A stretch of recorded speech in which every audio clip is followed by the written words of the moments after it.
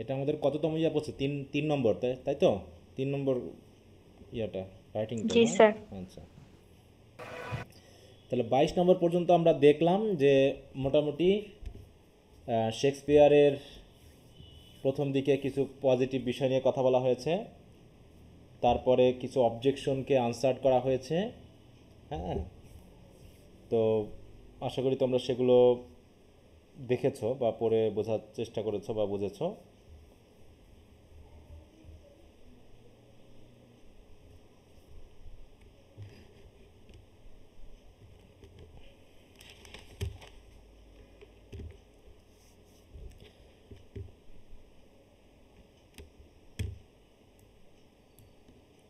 আচ্ছা, এখন আমরা মোটামুটি তার যে প্লেগুলো আছে তার কিছুটা ক্লাসিফিকেশন আমরা দেখছি, তাই না? এইখানে যেটা বলা হয়েছিল কি, যে তার যে ট্র্যাজেডি বা কমেডি বলা হয়েছে, তাই না? সেগুলো হয়তো বা সঠিকভাবে উপস্থাপন করা হয়নি, এরকম একটা কিছু কিন্তু আমরা দেখেছিলাম।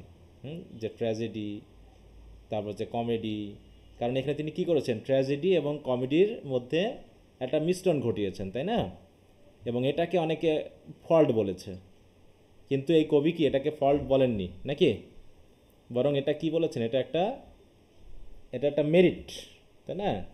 কারণ এখানে লাইফটাকে হোলি উপস্থাপন করা যায়, এইটা বলা হয়েছে, যেটা এখানে আমরা শেষে পেলাম না, the players whom in their edition divide our authors work into comedy, মানে যে প্লেয়াররা, হ্যাঁ, যারা এগুলোকে ডিভাইড করেছে, comedy, history, tragedy, seem not to have distinguish the three kinds by any very exact or definite ideas, কোনো exact বা definite idea দিয়ে এগুলোকে তারা হয়তো ডিস্টিংগুইশ করেনি। এ কারণেই দেখা যাচ্ছে কোনোটা ট্র্যাজেডি কমেডির সেন্সটা একটু 50%-এর অধিক হয়ে যাচ্ছে। হ্যাঁ, যেখানে মোটামুটি শেক্সপিয়ারের ট্র্যাজিক এলিমেন্ট বেশি সেটা ট্র্যাজেডি, যেটাতে কমিক এলিমেন্ট বেশি সেটা কমেডি, যেটা হিস্ট্রিক্যাল ইভেন্ট বেশি সেটা হচ্ছে কি, কমেডি হোক আর ট্র্যাজেডি হোক সেটা হবে কি, হিস্ট্রি প্লেস, এরকমভাবে তাকে কি করা হয়েছে, ডিফাইন করা হয়েছে। কি কথা বোঝা গেল? যেমন ম্যাকবেথ এবং দ্য জু অফ মাল্টায় বারবার আসতেছে, দ্য মার্চেন্ট অফ ভেনিস, তাই না? Merchant of the. হ্যাঁ, এইখানে তোমার মার্চেন্ট অফ ভেনিসে কি ইয়া নাই, একটু ট্র্যাজিক ইভেন্ট নাই বলো তো, ট্র্যাজিক সেন্স নাই বলো? জি স্যার। হুম, আচ্ছা স্যার। আছে তো নাকি? কেমন আছে, বিশেষ করে কোনটা ট্র্যাজিক ইভেন্ট হতে পারে বলো তো, কোন জায়গাটা স্যার কেমন? অ্যান্টনিওকে যে শাস্তিটা দিতে চাইছিল ওইটাই তো ওটা ট্রাজিক না, ইভেন্ট ছিল। ওটাকে আমরা ট্র্যাজিক বলতে পারবো না, কারণ ওটা পুরোটা ঘটেনি। কোনটা ঘটেছিল? ওর ব্যবসার যে আহ, নৌকা শাইলকের ঘটনাটা। শিপ ডুবে গেল। হ্যাঁ, শাইলকের না, শিপটাও, ওটা তো একটা ইয়া ছিল মাত্র, ওটা তো তোমার মেনলি যেটা হয়েছে সেটা হলো কি, শাইলকের লাইফটা, কারণ তার মেয়ে তাকে ছেড়ে গেল নাকি, তার জমানো টাকা পয়সা সব সব নিয়ে গেল, সাথে সাথে, তাই তো, তাকে কি কি কি করলো, আদালতে নিয়ে গিয়ে যেভাবে শাস্তি দেওয়া হলো, ক্ষমা চাওয়ানো হলো, এবং তার সম্পত্তিগুলো সরকারকে এবং মানে কি বলবো, অনেক বিলিয়ে দেওয়ার ব্যবস্থা করা হলো, সেই হিসাবে ট্র্যাজিক ক্যারেক্টার হিসাবে কিন্তু আমরা ওকে পেতে পারি, কিন্তু ট্র্যাজিক ক্যারেক্টার আমরা সরাসরি তাকে বলছি না কেন, কারণ ট্র্যাজিক ক্যারেক্টার অ্যারিস্টটলের মতে ভালোও হবে না, আবার মন্দও হবে না নাকি, হিউম্যান লাইক হতে হবে। দ্য শাইলক কি, ওর প্রতি কি ভালো ক্যারেক্টার আছে বলো? সে তার মেয়েকে পর্যন্ত গালাগালি করতেছে, সে তার মেয়েকে পর্যন্ত গালাগালি করতেছে, তাহলে হবে বলো? অ্যান্টোনিওকে দেখানো হয়েছে খুব ভালো হিসাবে, আবার শাইলককে দেখানো হয়েছে খুব খারাপ হিসাবে নাকি? তাহলে এখানে তো আমাদের শাইলকের প্রতি যে খুব একটা মানে ওই যে তার যে অধপতন হলো, এর জন্য কি খুব মন মন খারাপ হয়েছে আমাদের বলো তো? না স্যার, পিটি খুব, আসে নাই। হ্যাঁ, খুব একটা সেই পিটি বা ফেয়ার এটা কিন্তু আসেনি, দেখতে পেলাম যে খারাপ মানুষ শাস্তি পেয়েছে এইটা, কিন্তু সেখানে তারও তো খারাপ হয়েছে, কিন্তু তার থেকে কিছু ট্র্যাজিক এরকম ঘটনা থাকলেও আসলে সেখানে লাস্ট পর্যন্ত আমরা দেখলাম যে যে ইউনিয়নগুলো হলো, তাই না, এবং যে রেজুলেশনটা হলো ড্রামার, সেটা মোটামুটি ট্র্যাজিক না, হ্যাপি একটা এন্ডিং, এ কারণেই আমরা তাকে কিন্তু কমেডি বলতেছি। আর অন্যদিকে ম্যাকবেথের ঘটনাটাই কি, ওখানে কমিক এলিমেন্ট বা হচ্ছে হ্যাপি এলিমেন্ট খুব কম ছিল, শুরুর দিকে একটু ছিল, আর হয়তো কয়েকটা ওই যে তোমার কমিক রিলিফ হিসাবে কিছু কমিক সিন দেখানো হয়েছে, যদিও সেগুলো কমেডির মধ্যে পড়ে না, অতএব এটাকে আমরা ট্র্যাজেডি বলতেছি। এবং যেহেতু শেষের সময়টা ম্যাকবেথের জন্য, তো ম্যাকবেথকে আমরা একজন, তাই তো, ট্র্যাজিক হিরো হিসাবে উপস্থাপন করছি, যদিও অ্যারিস্টটলের সেন্সে তিনি কিন্তু ওইরকমভাবে ট্র্যাজিক হিরো হিসাবে আসছে না, কারণ তার ভিতরে কি আছে বলো, ট্র্যাজিক হিরোর বৈশিষ্ট্য কি আছে অ্যারিস্টটলের মতে? মোটামুটি প্রথম সিনে বা প্রথম একটু তাকে ভালো হলো, পরবর্তীতে সে তো তার একটার পর একটা খুন খারাপি করতেই থাকে, মানে একদম মানে নিম্ন পর্যায় পর্যন্ত চলে যায়। তারপরে যেহেতু ওখানে ট্র্যাজিক সিন, তার তার ওয়াইফের, তার এমনকি তোমার যে রাজা, তাই না, সব কিছু মিলে একটা ট্র্যাজিক অবস্থানে এসেছে। তো এইভাবে মোটামুটি ডিস্টিংগুইশ করার চেষ্টা করা হয়েছে, কিন্তু এক্স্যাক্টলি বা ডেফিনিট আইডিয়া দিয়ে হয়তো করা হয়নি, এই জন্য কোনোটা ট্র্যাজেডির মধ্যে পড়ছে, সেটা আবার হিস্ট্রির মধ্যেও ফেলা যেতে পারে, এরকমভাবে দেখাচ্ছে হয়তো বা ফল্ট খুঁজে পাওয়ার চেষ্টা করা হয়েছে। ওকে, আমরা তাহলে এখন একটু শুরু করি।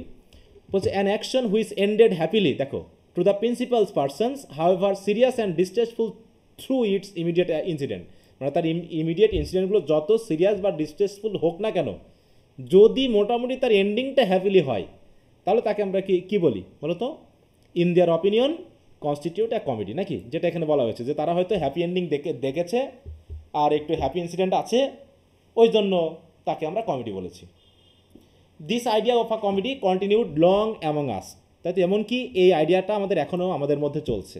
And plays were written which by changing the catastrophe were tragedies today and comedies tomorrow. অতএব দেখাচ্ছে কিছু কিছু প্লে আছে, আজকে কমেডি বলা হচ্ছে তো পরের দিন ট্র্যাজেডি বলা হচ্ছে, পরের দিন ট্র্যাজেডি বলা হচ্ছে তো পরের দিন কমেডি বলা হচ্ছে, এরকমভাবে মানে অনেক সময় এদিক ওদিক, মানে আলটিমেট যে এক্সাক্ট ডেফিনেট আইডিয়াগুলো সেগুলো তো দেওয়া যাচ্ছে না। তাহলে হচ্ছে কি, যে অনেকেই কি করেছে, যে হ্যাপি এন্ডিং থাকলেই, বিশেষ করে প্রিন্সিপাল পার্সন বা প্রিন্সিপাল ক্যারেক্টারগুলোর মধ্যে হ্যাপি এন্ডিং থাকলেই তাকে আমরা কি বলেছি বলো? কমেডি বলেছি। Tragedy was not in those Times a poem of more general dignity or elevation than comedy, it required only আ দেখো ক্যালামিটাস কনক্লুশন, তার মানে এখানেও ঠিকই ঘটনা, যদি এন্ডিংটা ক্যালামিটাস হয়, কারণ ক্যালামিটি কি প্লটের একটা অংশ, তাই না? আমরা পড়েছিলাম না পয়েটিক্সে, প্লটের এলিমেন্ট কয়টা বলো তো? What are the elements of plot, মনে আছে?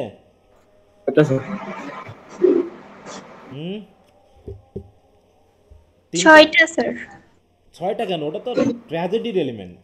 ওটা তো ট্র্যাজেডির এলিমেন্ট। হ্যাঁ, প্লটের এলিমেন্ট ছিল কি তিনটা না?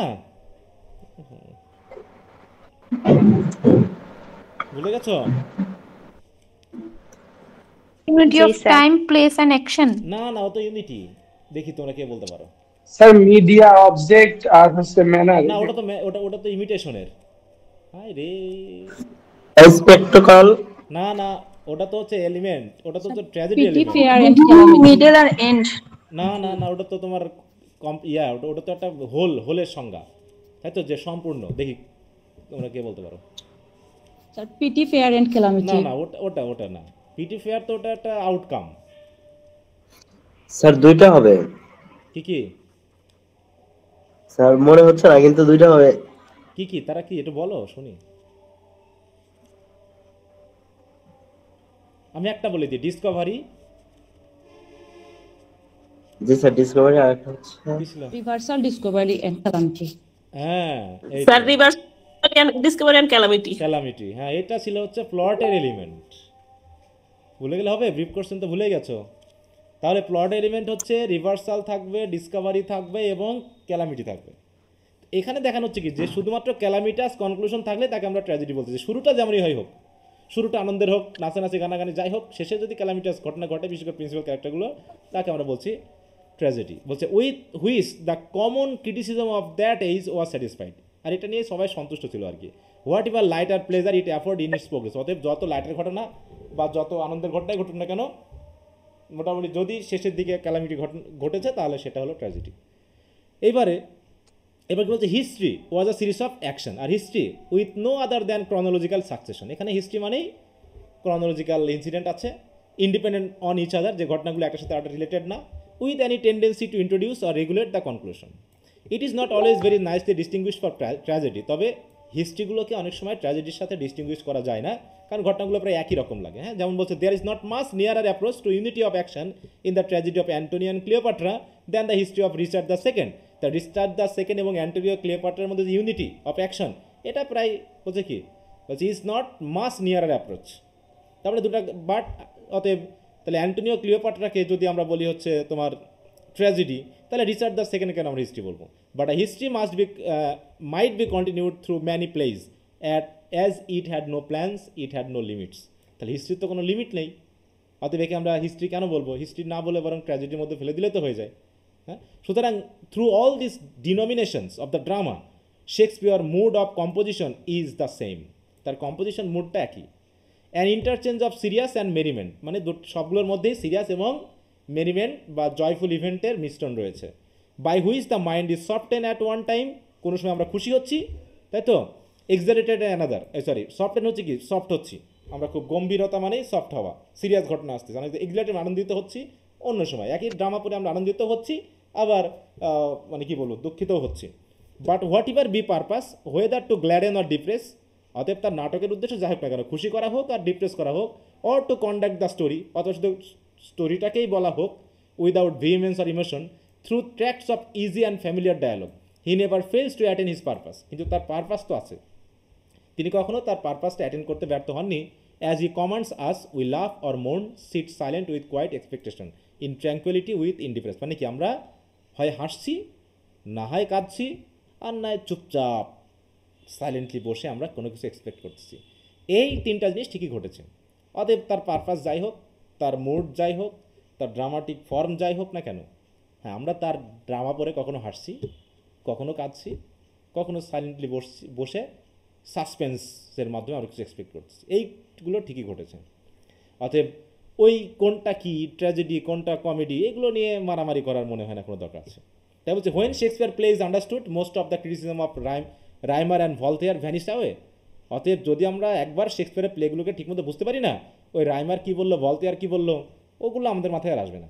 The play of Hamlet is opened without impropriety by two sentinels. হ্যাঁ, যে হ্যামলেট যদি পড়ো তাহলে দেখা হবে দুইটা রাতে পাহারা দিচ্ছে, সেটা দিয়ে শুরু হয়েছে। অন্যদিকে Iago bellows at Brabantio's window without injury to the scheme of the play. ঠিক আছে, এটা হচ্ছে তোমার হচ্ছে ইয়াতে অথেলোতে, though in terms which a modern audience would not easily endure. The character of Polonius হ্যামলেটে is sensible and useful and the grave diggers themself may be heard with applause. মানে এখানে যে ক্যারেক্টারগুলো আনা হয়েছে, এগুলো আমাদের স্কিমে বা যে প্ল্যানে খুব একটা ইনজুরি করেনি।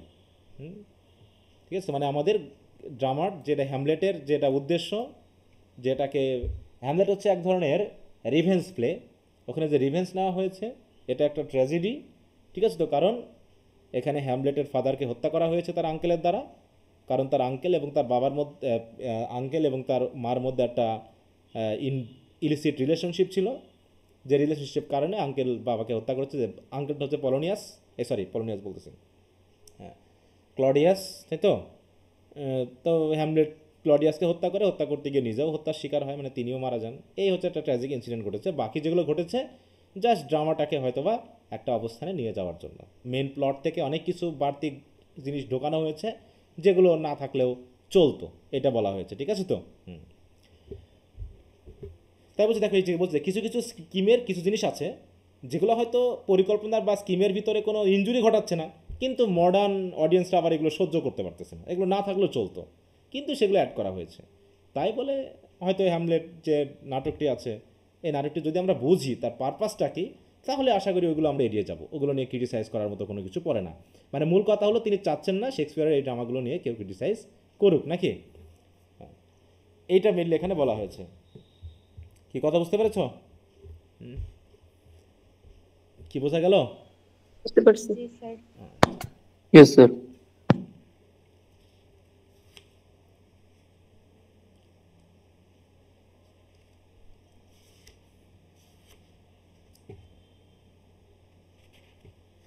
আচ্ছা, এখানে ঠিক যেগুলো আছে ওগুলো নিয়ে আবার ওই কথাগুলোই বলা হয়েছে ঘুরে ফিরে কিছুটা। এটা তোমাদের এটা হচ্ছে কত থেকে 28 থেকে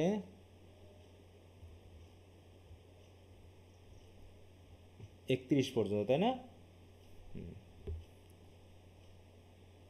আচ্ছা, এটা আমি একটু সামারি থেকে তোমাদের একটু পড়িয়ে দিই, হ্যাঁ, পুরোটা পড়ার ওইভাবে অতটা দরকার নেই।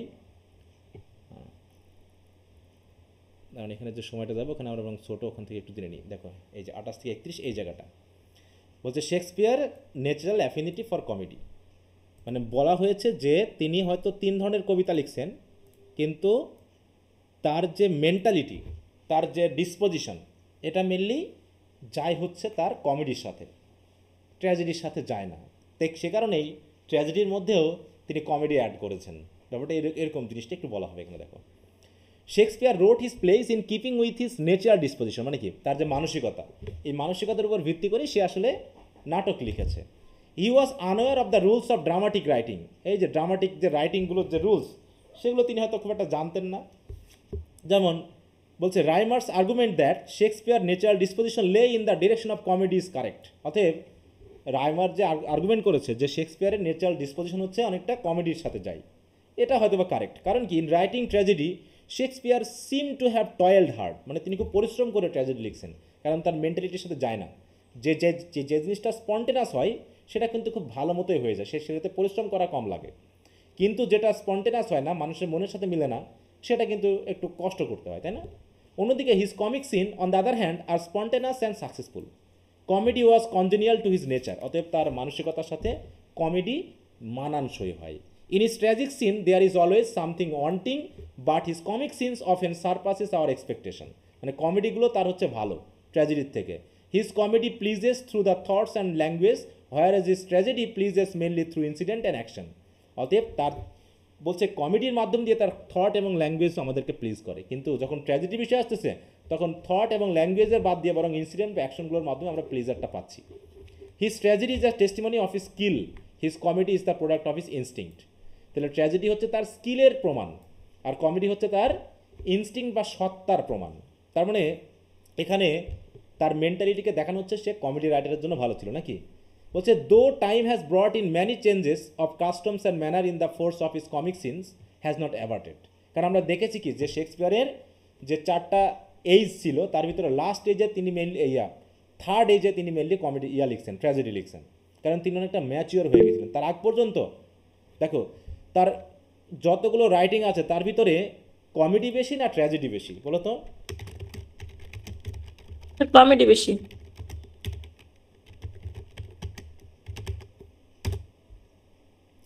দেখো কমেডি কয়টা লিখছেন? 14টা। তাহলে হচ্ছে 14টা কমেডি, 12 ট্র্যাজেডিস অ্যান্ড 11 হিস্ট্রিজ। ঠিক আছে তো? অবশ্য এতটা ট্র্যাজেডি যতগুলো দেখাচ্ছে তার মধ্যে মানে খুবই ভালো মানের ট্র্যাজেডি, হ্যাঁ, বেস্ট ট্র্যাজেডিস যদি বলি, হাউ মেনি দেখি নাম্বার 10 দেখাচ্ছে, কিন্তু তার ভিতরে দেখো his most famous tragedy includes Hamlet, Macbeth, Romeo Juliet, Othello আছে, কিং লিয়ার আছে। মেনলি 4টা থেকে 5টা, হয়তোবা রোমিও জুলিয়েটকেও আমরা অনেক সময় ট্র্যাজেডির মধ্যে দেখি না, কারণ ওখানে রোমান্স আছে কিছু। হ্যামলেট, ম্যাকবেথ, কিং লিয়ার এবং অথেলো, ঠিক আছে তো? এই 4টাকে আমরা সবচেয়ে ফেমাস এবং সাকসেসফুল দেখো, এই যে গ্রেট ট্র্যাজেডিস, হ্যাঁ, এই যে দেখো হ্যামলেট, অথেলো, কিং লিয়ার এবং ম্যাকবেথ, এগুলো হচ্ছে গ্রেট ট্র্যাজেডি বলা হচ্ছে এই 4টাকে।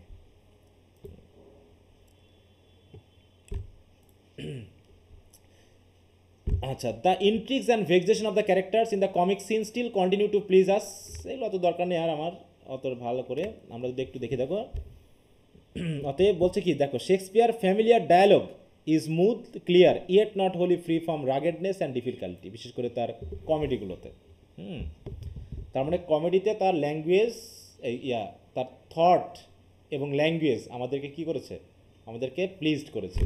অন্যদিকে we are pleased reading tragedy through as the product of instinct, হ্যাঁ, যে তার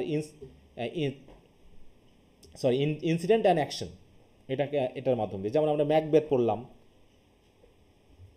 ম্যাকবেথ পড়ার মাধ্যমে যে তার যে প্লট অ্যারেঞ্জমেন্টটা, এটা আমাদেরকে সন্তুষ্ট করেছে।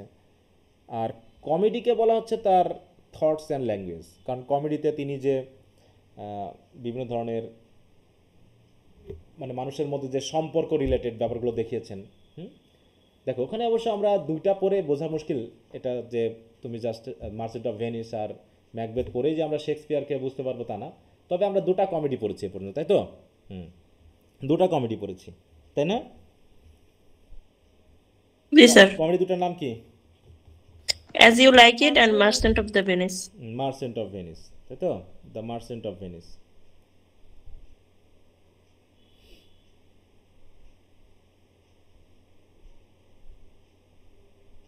ওকে, তাহলে এই হলো মোটামুটি আমরা কয়েকটা জিনিস পেলাম। প্রথমে পেলাম হচ্ছে শেক্সপিয়ারের এক্সিলেন্স, তাই তো, মেরিট। তারপরে পেলাম হচ্ছে কিছু ফল্ট এবং তার আনসার, নাকি অবজেকশন এবং আনসার, ফল্ট তো না, অবজেকশন এবং আনসার। এখন আমরা যেটা পাবো হচ্ছে শেক্সপিয়ারের উইকনেস, ঠিক আছে, দুর্বলতাগুলো কী কী, সেইগুলো এবার তুলে ধরা হবে এখানে। এই যে Shakespeare's fault, the three dramatic unities. তার ফল্টের ভেতরে সবচেয়ে বড় ফল্ট হিসেবে দেখানো হয়েছে কোনটা? ড্রামাটিক ইউনিটি তিনি মানেননি। এবং তার দেখো তো, আমরা যে কয়টা ড্রামা পড়েছি কয়টা করে অ্যাক্ট আছে বলো তো? কয়টা করে অ্যাক্ট আছে? পাঁচটা, মিনিমাম 5টা করে। হ্যাঁ, how many acts are there in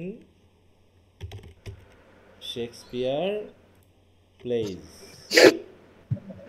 দেখো, বলছে Shakespeare plays typically have 5 acts. The 5 act structure was a common convention during his time and is a defining characteristics. হ্যাঁ, দেখো এখানে 5টা অ্যাক্টের একটা বিশেষ দেওয়া হয়েছে। প্রথম অ্যাক্টে কি হয়? Act 1 introduces characters setting and the initial situation. যেটা হচ্ছে কি, এটা বলা হয় কি এক্সপোজিশন। এক্সপোজিশন মানে শুরু। তারপর হচ্ছে কি develop the plots, introducing the rising action and complications, জটিলতা শুরু হয়। Third, marks the climax and the turning point of the play. 4, features the falling action where the consequence of the climax unfold. এবং conclusion, তাই তো, or resolution, the play with resolution which can be a happy ending or a catastrophe in tragedies. তাহলে এই যে 5টা অ্যাক্টের যে structural ব্যাপার সেটা এখানে দেখানো হয়েছে। কি কথা বুঝতে পেরেছ? এবং আমরা মোটামুটি তেমনটাই তার ড্রামাগুলোকে যদি আরও একটু ফিডব্যাকগুলো দেখি তাহলে এরকমই পাবো। Okay, Shakespeare with his excellencies, যেমন তার এক্সিলেন্সি আছে, has likewise faults, faults sufficient to obscure and overwhelm any other merit.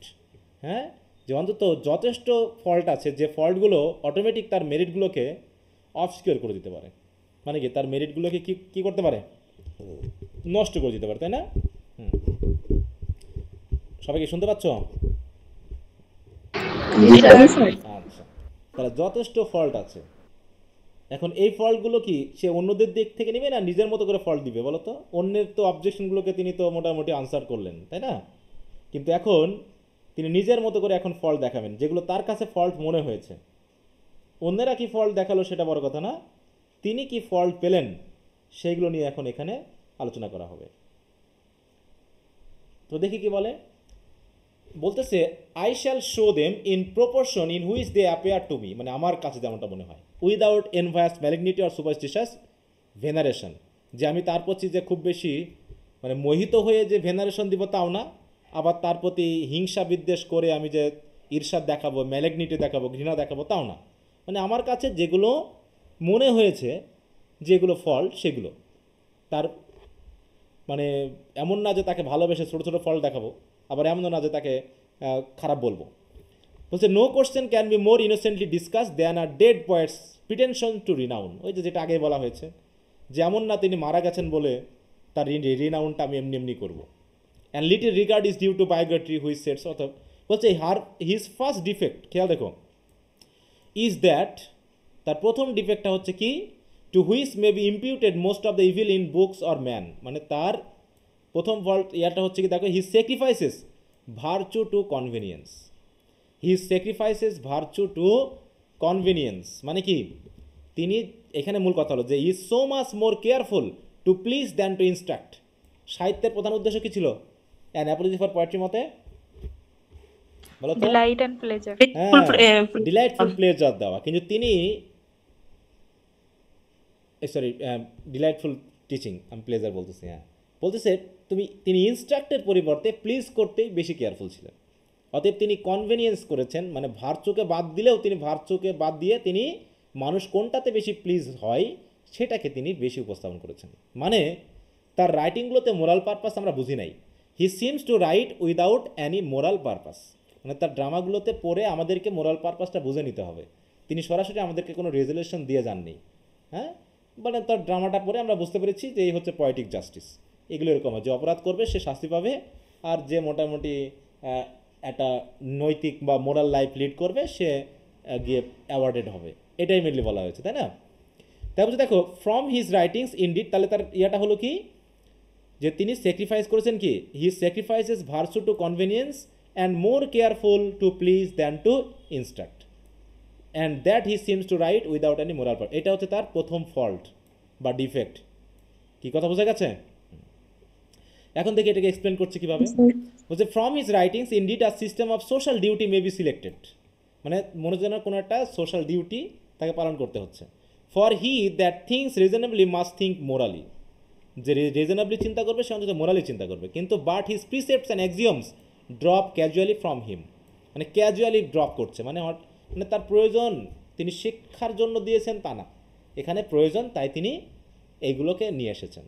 প্রয়োজন না থাকলে তিনি এগুলো দেওয়ার চেষ্টা করতেনই না। অতএব he makes no just distribution of good and evil, অতএব গুড অ্যান্ড ইভিলের যে একটা প্রপোর্শন সেটা তিনি মাপেননি। এখন মানুষকে একটু প্রিসেপ্ট দেওয়া প্রয়োজন তাই তিনি অ্যাড করেছেন, যদি প্রয়োজন না হতো তিনি দিতেন না, কিন্তু তার উদ্দেশ্যই ছিল না ওই প্রিসেপ্টটাকে প্রচার করা।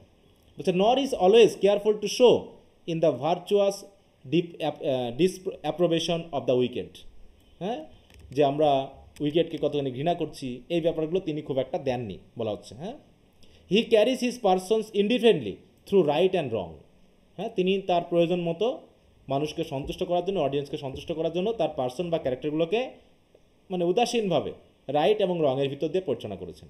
And at the close dismisses them without further care, এবং রাইট এবং রং কোন পর্যায়ে যাওয়ার পর একটা শেষ পর্যায়ে আসবে তা না, তিনি উইদাউট কেয়ার তিনি এগুলোকে আবার ডিসমিসও করে দিয়েছেন। ব্যাপারটা এরকম, মানে তার ড্রামাগুলো পড়লে আমরা হয়তোবা একটা নির্দিষ্ট পর্যায়ে পৌঁছাতে পারছি না যে তিনি আসলে আমাদেরকে কী শেখাতে চাইলেন বা কী বললেন।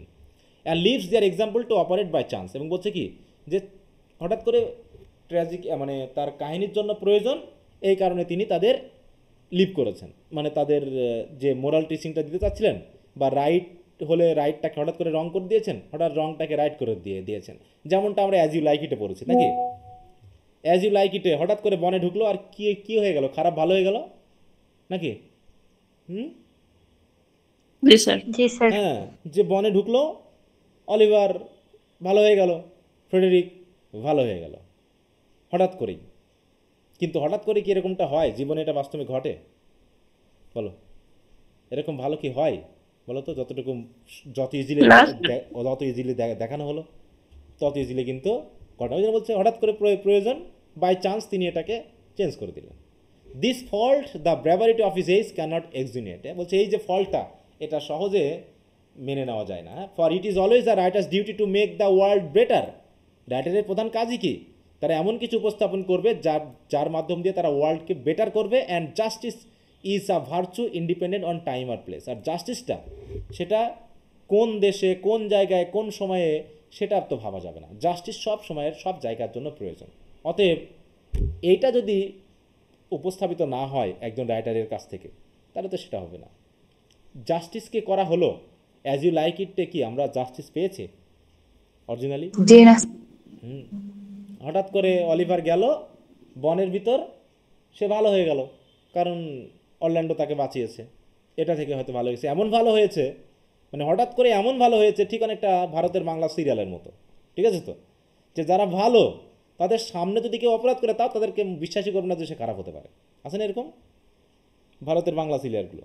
আর যে খারাপ সে এমন খারাপ যে তোমার গা চিনচিন করবে, মনে হচ্ছে তাকে এখনই খুন করে আসি, এইরকমভাবে উপস্থাপন করা হবে।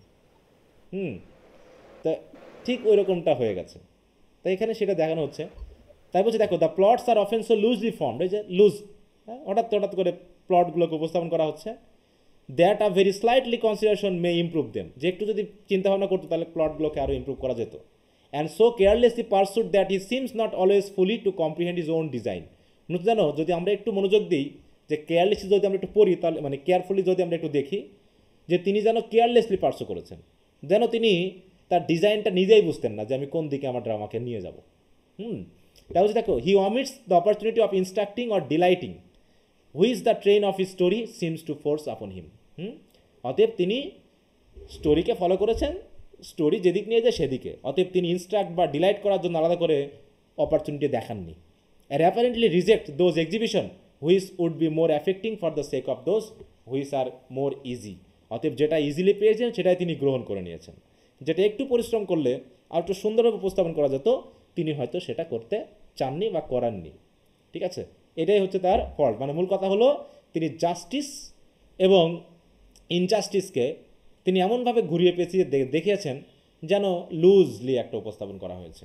সেগুলো যেন, যেমন আমরা যদি মার্চেন্ট অফ ভেনিসটা দেখি, শেষের দিকে যে কাহিনীটা ঘটলো, তোমার এই যে আংটি ব্যাপারটা বা পরিবর্তন করাটা, এটা কি খুব জরুরি ছিল বলো তো এই ড্রামাতে? স্যার এটা একটু বেশি দিয়ে না, ফেলছে, স্যার। রাগ করো না। মনে হচ্ছে না, আমার কাছে এই জায়গাটা ভালোই লাগেনি। হ্যাঁ,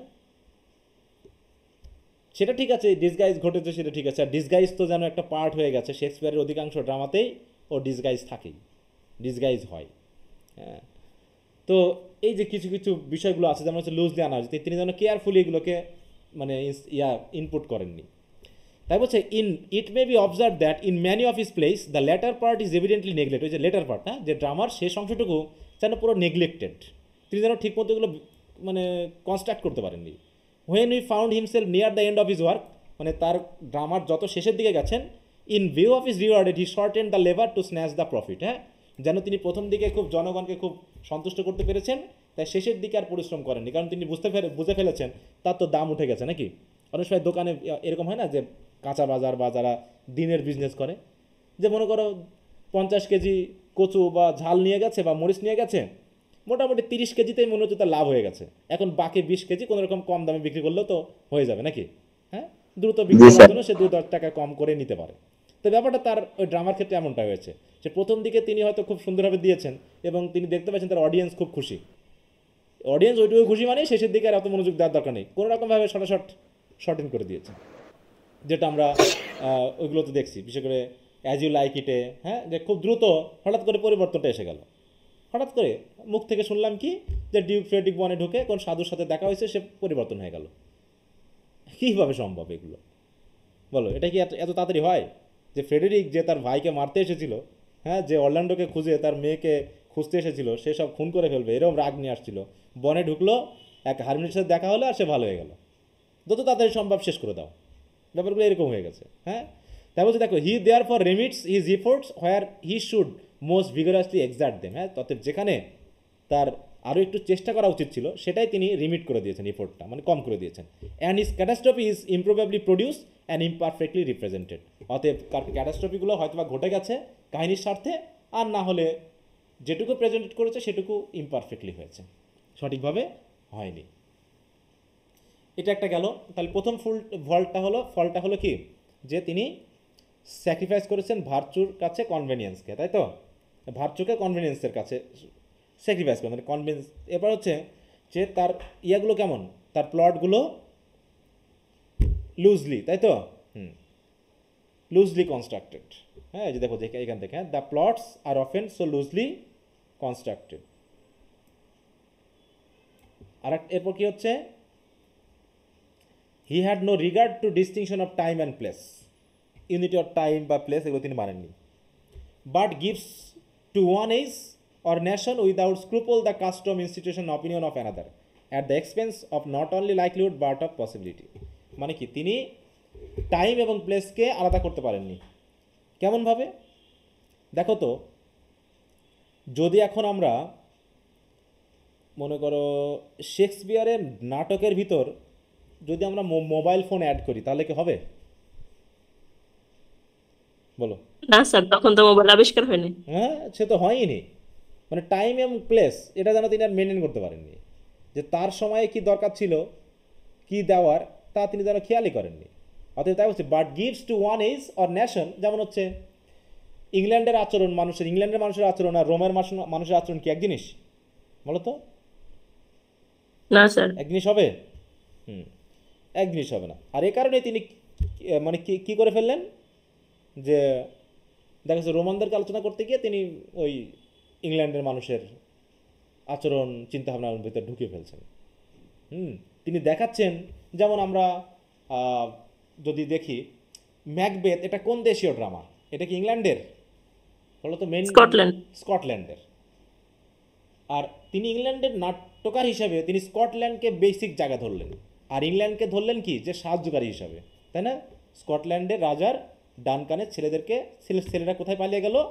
তারা পালিয়ে গেল ইংল্যান্ডের হেল্প। অতএব তিনি কিন্তু ড্রামাটিস্ট হচ্ছেন ইংল্যান্ডের। তারপরে যদি আমরা দেখি তোমার ওই কি দ্য মার্চেন্ট অফ ভেনিস, এই নামটা আমার শুধু মনে থাকে না, এটা কোন দেশীয় বলো তো? ইটালির। এটা কি ইতালির? তাহলে ইতালির, তাহলে তিনি লিখছেন ইতালির, মানে প্লেস হচ্ছে ইতালির, কিন্তু দেখা যাচ্ছে তিনি ইংল্যান্ডের চিন্তাভাবনা আচার আচরণ ওর ভিতর অ্যাড করে ফেলতেছেন। ঠিক আছে, এরকম অধিকাংশ ড্রামা কিন্তু ইংলিশ বা ইংল্যান্ড কেন্দ্রিক না, এই কোনোটা ডেনমার্ক, কোনোটা স্কটল্যান্ড, কোনোটা ইটালি, এরকম তিনি দিয়েছেন। মানে মূলত যেন তিনি ইংল্যান্ডে থেকে অন্য দেশকে কীভাবে চিনল। আমরা যারা বাংলাদেশে আছি, আমরা বাংলাদেশে থেকে কি ভারতের আইন চিন্তাভাবনা ওদের শাসন ব্যবস্থাকে বুঝবো? পুরোপুরি দেওয়া সম্ভব বলো তো? আনতে পারবো এগুলো? বলতে পারবো? হ্যাঁ, আমরা তো ক্লিয়ারলি বলতে পারবো না। অতএব প্রয়োজনের স্বার্থে তিনি এগুলো দিয়ে ফেলছেন। তাহলে দেখো, at the expense not only of likelihood but of possibility this faults Pope has endeavoured. এই ফল্টগুলো পোপও নিজেও একটু দেখছে। With more zeal than judgement to transfer is to his imagined দেখো ইন্টারপোলেটার্স। ইন্টারপোলেটার্স বলতে কী বোঝানো হচ্ছে, এটা একটু খেয়াল করো।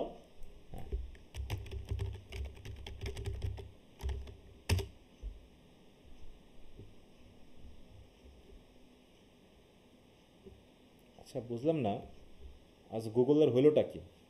একসময় আসতেছে তো আরেক সময় আসতেছে না, কেটে দিতে হবে নাকি? গুগল কি রাগ করতেছে অনেকক্ষণ জাগিয়ে রাখার জন্য?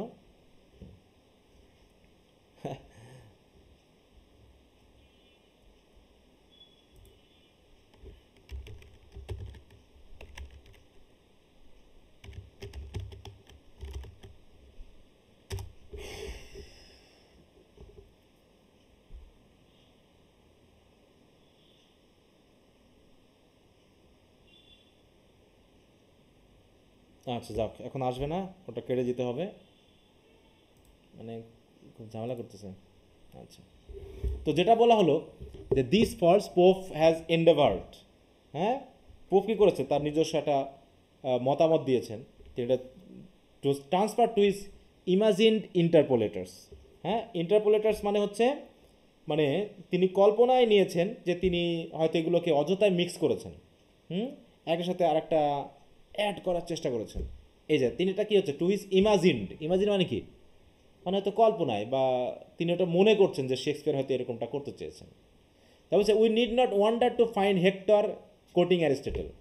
দেখো, মানে ব্যাপারটা এরকম যে একজনের কথা আরেকজনকে দিয়ে চালিয়ে দেওয়া হচ্ছে। কেমন? মনে করো শেক্সপিয়ার ড্রামা লিখতে গিয়ে হয়তো একজন ক্যারেক্টারের মুখে তিনি রবীন্দ্রনাথের কিছু কোটেশন দেওয়ার চেষ্টা করছেন, কিন্তু রবীন্দ্রনাথের যে কোটেশনটা তিনি ক্যারেক্টারের মুখে দিয়েছেন, সেই কোটেশনটা আসলে রবীন্দ্রনাথের না, ওটা হয়তো নজরুলের, তিনি রবীন্দ্রনাথ হিসেবে চালিয়ে দিয়েছেন। ঠিক বোঝা গেছে? এরকম আর কি। অথবা দেখাচ্ছে যে একটা ক্যারেক্টার তৈরি করা হয়েছে, যে ক্যারেক্টার হয়তো রবীন্দ্রনাথের আগে জন্মগ্রহণ করছে, সে কি রবীন্দ্রনাথের কোনো কোটেশন বলতে পারে? বলো তো। না স্যার। কিন্তু দেখানো হচ্ছে যে সে রবীন্দ্রনাথের কোটেশন বলতেছে।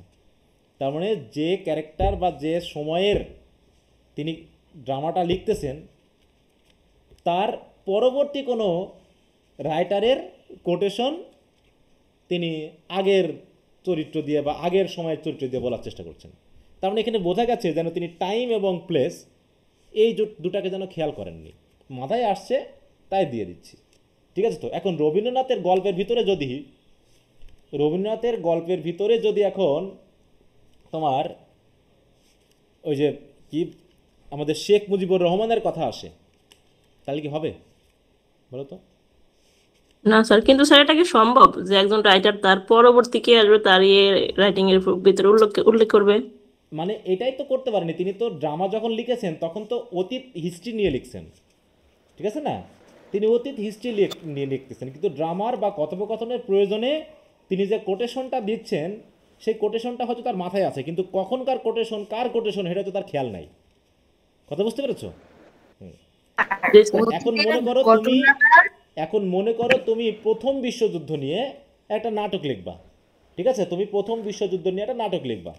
এই নাটকে কি করতেছো, তুমি একটা পরিবারকে দেখিয়েছো যে প্রথম বিশ্বযুদ্ধে বাংলাদেশের একটা পরিবার কিভাবে অ্যাফেক্টেড হয়েছে।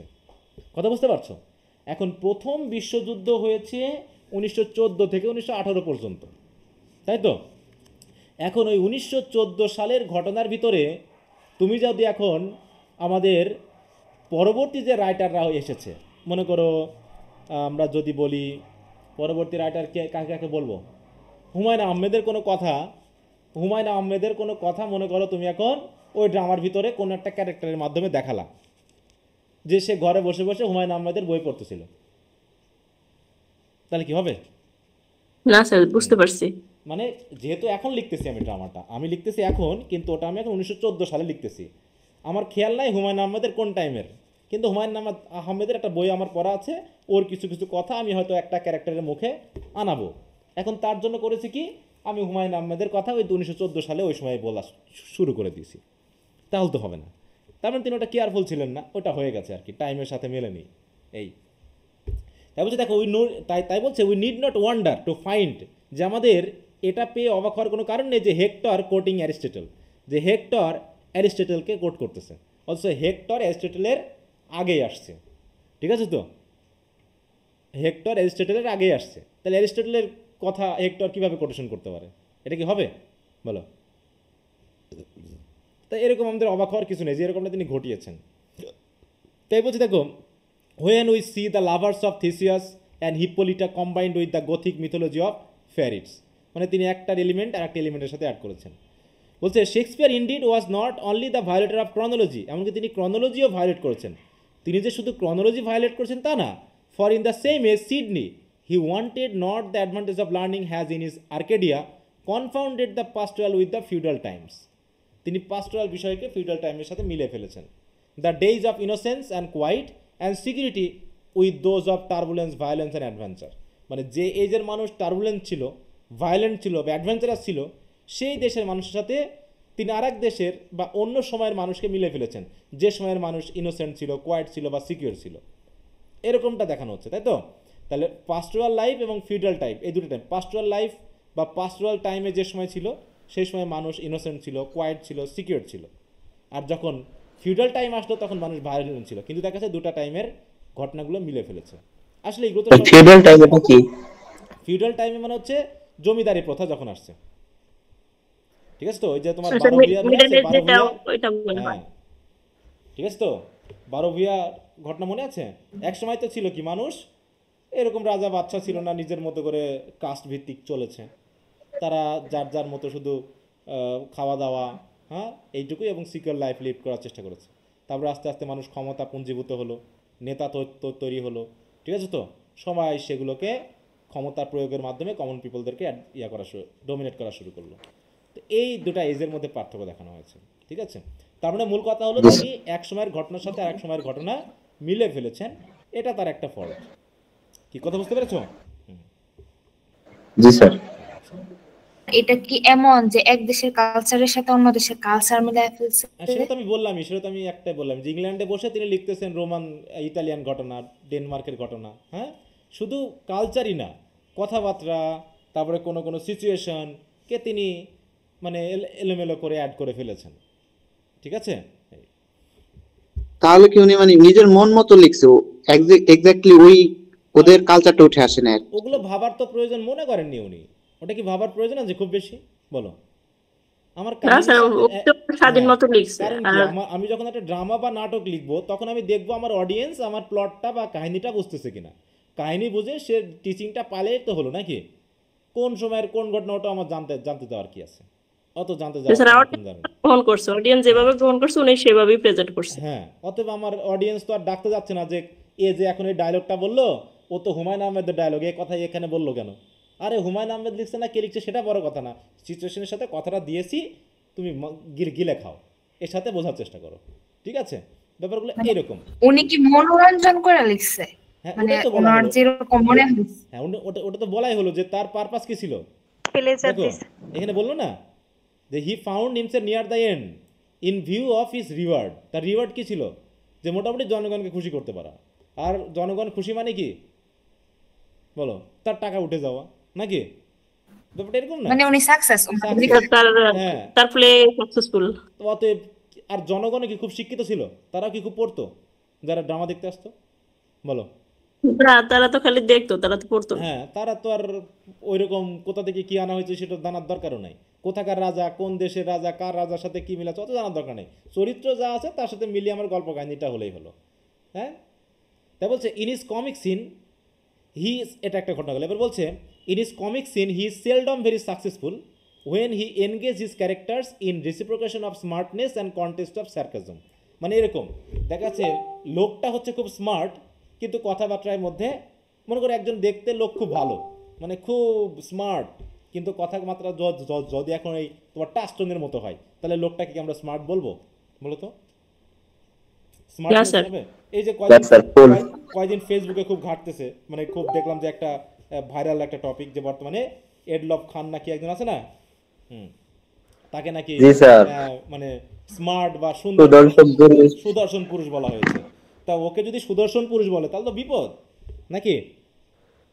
জি স্যার, তাহলে পুরস্কার পাবেন না। তা ওইরকম ঘটনাটা যে একজন স্মার্টনেসের ঘটনা, স্মার্ট মানুষ হবে অন্য ধরনের, তার ভিতরে একটা গম্ভীরতা থাকবে, একটা সিরিয়াসনেস থাকবে। হ্যাঁ, যেখানে ফিকলনেস থাকবে সেখানে ফিকলনেস দেখাবে, যেখানে সিরিয়াসনেস সেখানে সিরিয়াসনেস দেখাবে। এটা হচ্ছে একদম স্মার্টনেসের ব্যাপার। আমি রাখবো, আমি হাসবো, আমি কাঁদবো, সব কিছু মানুষের বৈশিষ্ট্যের ভিতরে থাকবে, কিন্তু সিচুয়েশন বুঝে। এখন যদি কেউ মরা বাড়িতে কেউ যদি সেজে গুজে আসে তাহলে কি হবে বলো? তাকে আমরা স্মার্ট বলবো? হ্যাঁ, না স্যার। এরকম একটা ছিল আমার এক মাসির মেয়ে, বুঝতে পারছো, আমার এক খালার মেয়ে।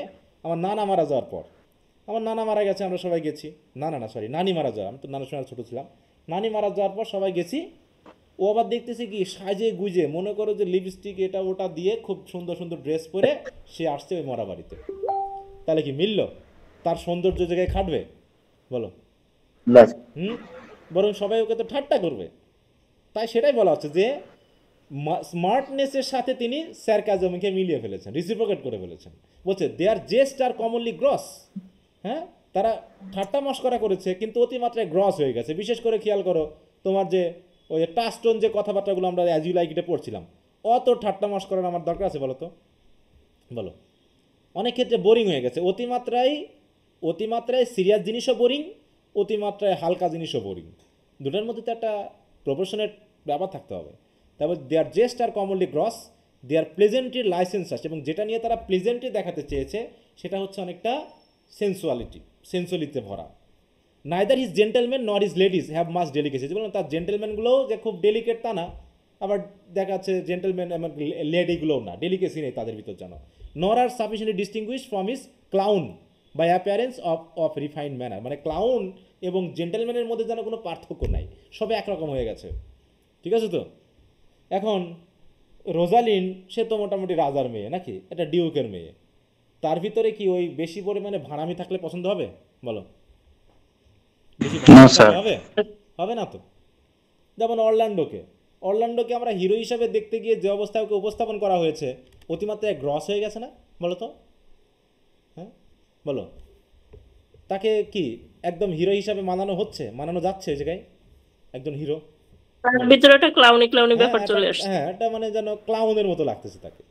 ঠিক আছে, হ্যাঁ। তাই বলছে যেমন এই যে কিছুদিন আগে বরবাদ নাকি একটা সিনেমা ইউটিউবে দেখছিলাম শাকিব খানের, তোমাদের ম্যাডাম বলতেছে অনেক দিন ধরে দেখি তো সিনেমাটা কি, আমি 5 মিনিট দেখার পর আর পছন্দ হয়নি এটা আমারটা। সিরিয়াস একটা বিষয় সে যেন ওই জায়গায় মানে সে কি যেন একটা চ্যানেলকে মানে তাণ্ডব, হ্যাঁ আমার নামই খেয়াল থাকে না, আমি বাংলা সিনেমা তাণ্ডব এই যে রিসেন্টলি, তো সে যা ঘটনা ওখানে কি খুব দুইটাই আছে, বরবাদ আছে তাণ্ডব আছে। হ্যাঁ, মানে সিরিয়াস বিষয় কিন্তু সে যেন ওখানে যেন ভাড়ামি করতেছে। আমি ওকে বললাম যে তোমার কি মনে হয় যে এই জায়গায় এরকমটা ক্যারেক্টার মানায় এই জায়গায়? হ্যাঁ, মানে যেন ক্লাউন, মানে সিরিয়াস কোনো ব্যাপার নেই, আগুন ধরে যাচ্ছে, বোমা মারতেছে, সেখানে সে যেন মানে হিরোগিরি যেন মানে সেই ক্লাউনিশ একটা ভাব দেখাচ্ছে। তাই বলছে যে whether he represented the real conversion of his time is not easy to determine. The reign of Elizabeth is commonly suppose to have been a time of stateliness, formality and reserve. দেখো reserve মানে গম্ভীরতা, কিন্তু তার drama দেখে মনেই হয়নি যে তৎকালীন সময়কে সে রিপ্রেজেন্ট করতে পেরেছে। And yet perhaps the relaxation of their severity were not very elegant, এবং তিনি হয়তোবা তিনি সিভিয়ারিটি বা গম্ভীরতাকে একটু রিল্যাক্স করতে চেয়েছেন, কিন্তু এত রিল্যাক্স করা ঠিক হয়নি। এটা এলিগেন্টের না থেকে বা এলিগেন্টের নিচ পর্যায়ে মানে চলে এসেছে বিষয়টা, মানে ভালো হয়নি আর কি। There must however have been always some moods of gaiety preferable to others, and a writer ought to choose the best. হ্যাঁ, যে একটা তার ভিতরে যে গম্ভীরতা, তার ভিতরে যে সিরিয়াসনেস, একই সাথে সাথে তার ভিতরে যে মানে কি বলবো কমিকের ব্যাপার, এগুলোর ভিতরে তো একটা গেইটি থাকতে হবে, তাই না? একটা মানে কি বলবো উন্নত ভাব থাকতে হবে, এবং একজন রাইটারকে অবশ্যই বেস্ট ব্যাপারটা চুজ করা উচিত। আর এইটা যেন তিনি স্যাক্রিফাইস করে ফেলেছেন, যেন তিনি কি করতে পারেননি, অধিকাংশ ক্ষেত্রেই কমিক সিনগুলোর ভিতরে তিনি ওই মানে কি স্যারকাজম, জেস্টের ভিতরে গ্রসনেস, প্লেজেন্টারির ভিতরে লাইসেন্সাস, এগুলো যেন মিলিয়ে ফেলেছেন। ঠিক আছে, তিনি জেন্টালম্যানের সাথে ক্লাউনের মধ্যে একটা যেন মানে ডিস্টিংগুইশ করতে পারেননি। তারপর হচ্ছে not are sufficiently distinguish from his clowns, তার জেন্টালম্যান এবং লেডিগুলোকে যেন একদম ক্লাউনদের মতোই করে ফেলেছেন, অথবা ক্লাউনকে জেন্টেলম্যানদের মতো করে উপস্থাপন করে ফেলেছেন। হ্যাঁ, কথাবার্তা আচার আচরণে কি, কারণ আমরা যখন রোজালিন্ডের সাথে টাস্টনের কথোপকথন শুনতেছি তখন মনে হচ্ছে দুইজন যেন একই পর্যায়ের। ওরকম কি, সে একজন ক্লাউন আর সে হচ্ছে ডিউকের মেয়ে, ওদের সাথে কি অত সরাসরি কথাবার্তা মানায় বলো? হ্যাঁ, সেটাকে এখানে যেন সেভাবে দেখানো হয়েছে। এর বলা হচ্ছে ইন ট্র্যাজেডি, এটা তো গেল কমেডির মধ্যে, কমিক সিনের ভিতরে। এবার ট্র্যাজেডি বলছে কি, his performance seems constantly to be worse as his labour is more, এবং তার পারফরমেন্সগুলো যেন খুবই ওর্স, কারণ কি এখানে তার ইনস্টিংক্টের পরিবর্তে, তাই তো, তিনি লেবার দিয়েছেন বেশি। মানে দেখবো যে একটা পরিশ্রমী একটা কাজ আর স্বতঃস্ফূর্তভাবে একটা কাজ, দুটা কাজের মধ্যে কোনটা ভালো হয় বলো তো? শ্রম দিয়ে করলে না স্বতঃস্ফূর্ত ভাব দিয়ে করলে কোনটা ভালো হয়? শ্রম দিয়ে করো। হ্যাঁ, না স্বতঃস্ফূর্তভাবে করলে এই কাজটা ভালো মতো হয়। ঠিক আছে তো, তুমি যদি স্বতঃস্ফূর্তভাবে কোনো কাজ করো সেটা খুব ভালো মতো হয়। হ্যাঁ, আর যদি কেউ মনে করে যে করতে ভাল লাগছে না কিন্তু তাকে জোর করে করতে হচ্ছে, তাহলে সেটা কি ভাল লাগে বলো? যে মনে করো যে রান্না পছন্দ করে বলে রান্না করে, তার রান্না খাওয়া, আর কেউ হয়তো বাড়িতে টাকার বিনিময়ে কি করে রান্না করে, তাহলে তো সে তো ভাল লাগছে না, তার জোর করে করবে নাকি? তাহলে কার রান্নাটা ভালো হবে বলো দেখি? হ্যাঁ, যে রান্না পছন্দ করে তার। হ্যাঁ, যে রান্না পছন্দ করে তারটা। তাই বলছে যে তিনি যেন লেবার বেশি দিয়েছেন, তো এই জন্য তার পারফরমেন্সগুলো অনেকখানি ওর্স হয়ে গেছে। যেমন হচ্ছে দ্য ইফিউশন অফ প্যাশন, আসলে এইগুলো ড্রামা যদি 2-10টা না পড়া হয় তাহলে এসব কি পড়া যায় বলো? এখনও হ্যামলেট আছে, তারপর হচ্ছে তোমার কিং লেয়ার আছে, ঠিক আছে তো, মেজার ফর মেজার আছে, এই ড্রামাগুলো পরে পড়বা। তাহলে ওইগুলো যদি আগে পরে একটু বিবেচনা করা যেত তাহলে নয় আরো ভালো হতো, কিছু এক্সাম্পল দেওয়া যেত। আমরা পড়ার আগে ক্রিটিসিজম করতেছি। হ্যাঁ, মানে কাউকে না জেনে তুমি ক্রিটিসাইজ করতেছো, তারপর লোক মুখে থেকে শুনে, ও লোকে যা বলছে তাই আমি শুনতেছি। ঠিক আছে তো, তারপর হচ্ছে the effusion of passion which exigence from forces out, মানে জোর করে যেন প্যাশনগুলো আনা হয়েছে, আর for the most part striking and energetic, but whenever his solicit his invention or strain his faculties, the offspring of his মানে throes is tumour, meanness, tedious and obscurity. মানে তিনি বলছেন কি, যে যদি মানে ইফিউশন অফ প্যাশন মানে কি, যে প্যাশনগুলো অটোমেটিক বার হবে, স্পন্টেনাস হবে, তাই না, সেগুলো যদি হয় তাহলে সেগুলো স্ট্রাইকিং এবং এনার্জেটিক হবে। কিন্তু যদি এটা মনে হয় যে তিনি নতুন করে ইনভেন্ট করতেছেন, যেটা তার ভিতরে নাই, যে বিষয়টা তার মধ্যেই নাই, মানে যে প্যাশনের সাথে তিনি পরিচিত না, সেই প্যাশনটা যদি তিনি ক্রিয়েট করতে চান, তাহলে কি এই ক্রিয়েশনটা কি সঠিক হবে বলো তো?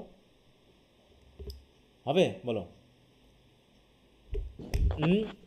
মনে করো আমি হচ্ছে গম্ভীর টাইপের লোক, আমি যদি গম্ভীর টাইপের লোক হই, কিন্তু আমি একটা ড্রামা লিখতে চাচ্ছি যেখানে একজন ফিকল মাইন্ডেড পারসনকে আমি ক্রিয়েট করব, সেটাকে আমি সত্যিকার অর্থে পারবো করতে?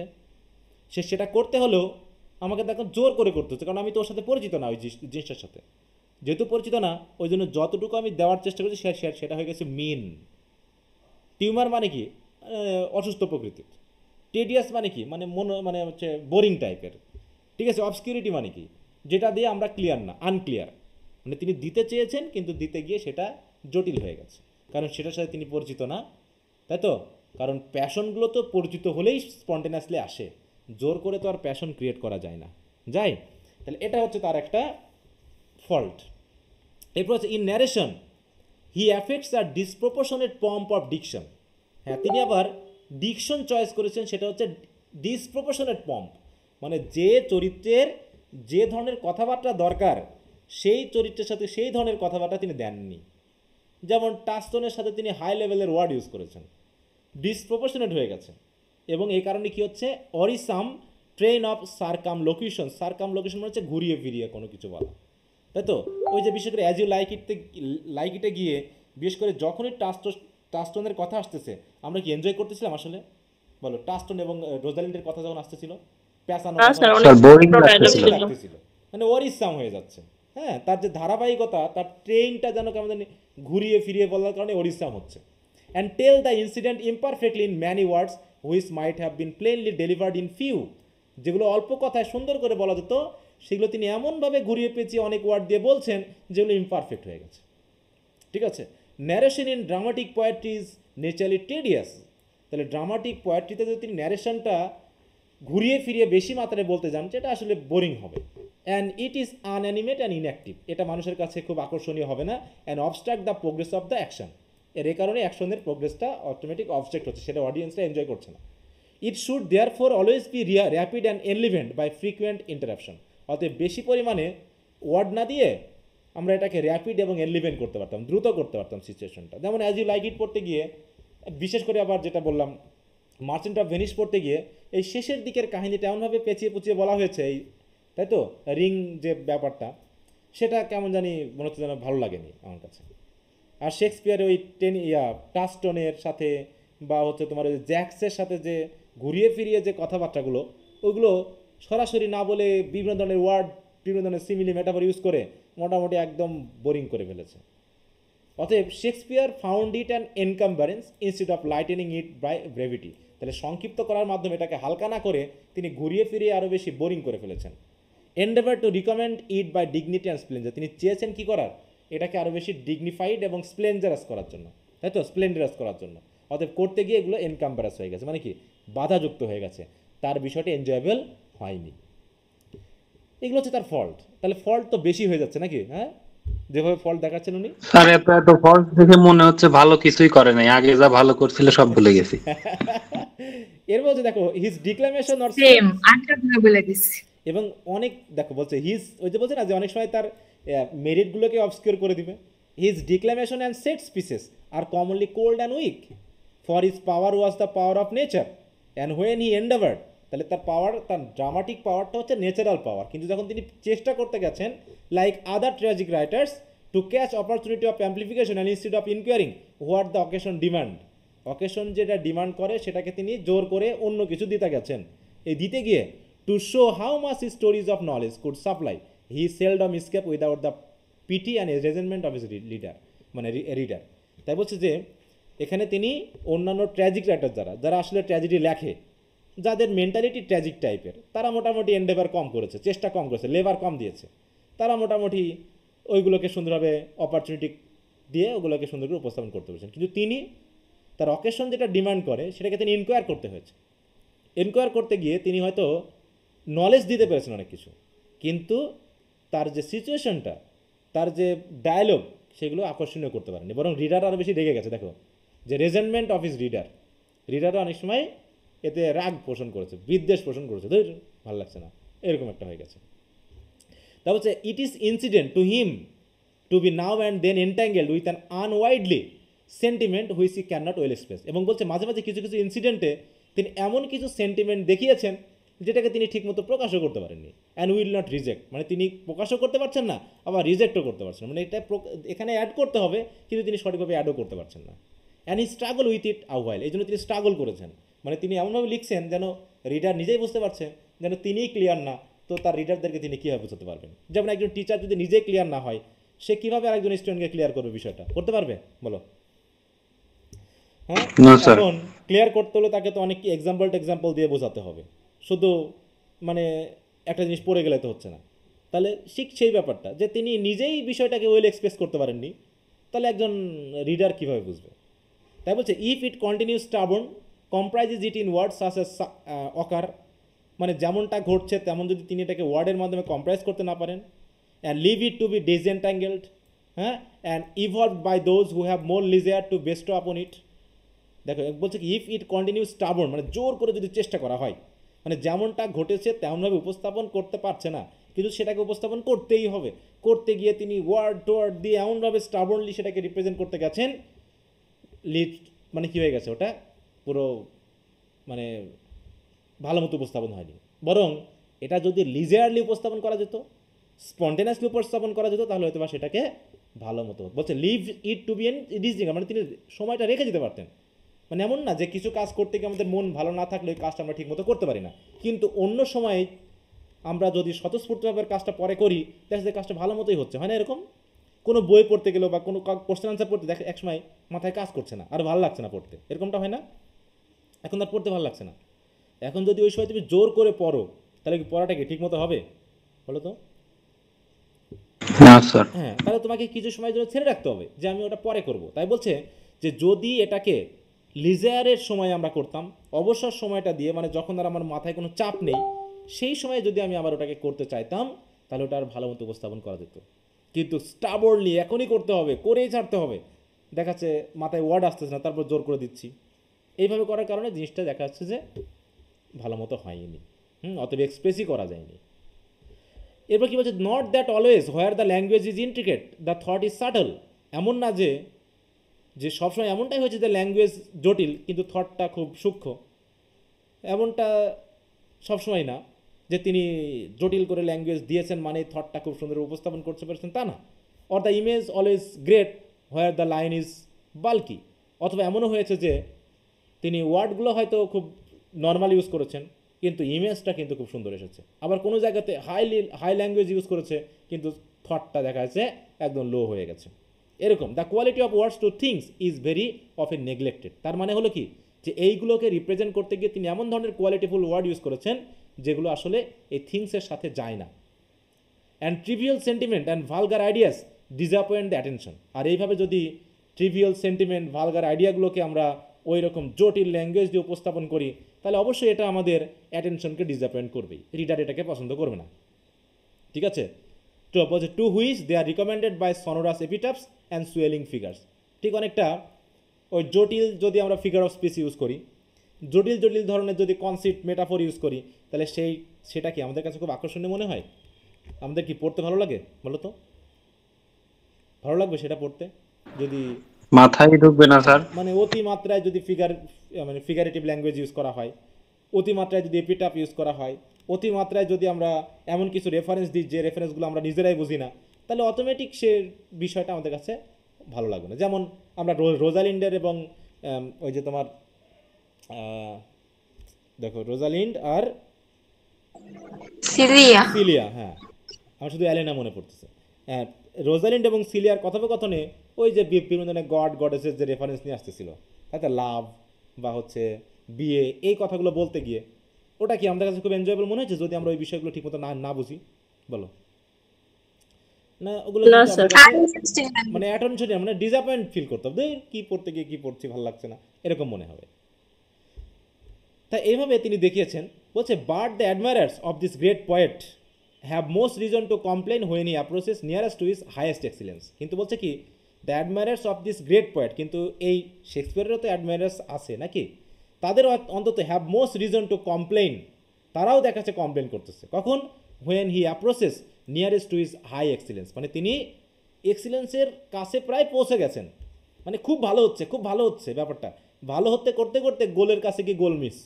ঠিক আছে তো, যে সারা মাঠ ধরে বল টেনে নিয়ে আসলো, হেভি আমরা তো হাততালি মারতেছি, সে সবাইকে কাটিয়ে একদম গোলের কাছে বল নিয়ে আসছে, এনে করলো কি এমনভাবে বলটা মারলো ও বার দিয়ে বাইরে হয়ে চলে গেল, তাহলে কি হবে বলো?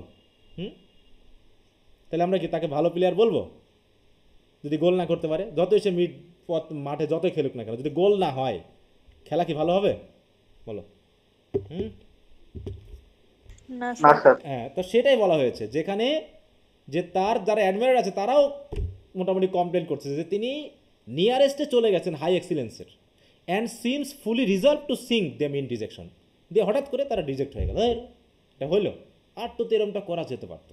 And mollify them with tender emotion by the fall of greatness, তাহলে যে গ্রেটনেসটা তিনি দিতে পারতেন সেটার গ্রেটনেসের পতন হয়ে গেল, আর রিডারেরাও ইমোশনালি ডিসঅ্যাপয়েন্টেড হয়ে গেল।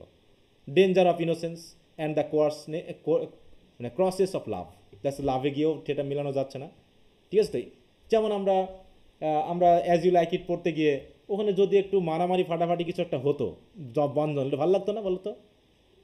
ডিউকে একটু ধরতো, ওখানে একটা সাসপেন্স তৈরি হতো নাকি, একটু ভালো লাগতো।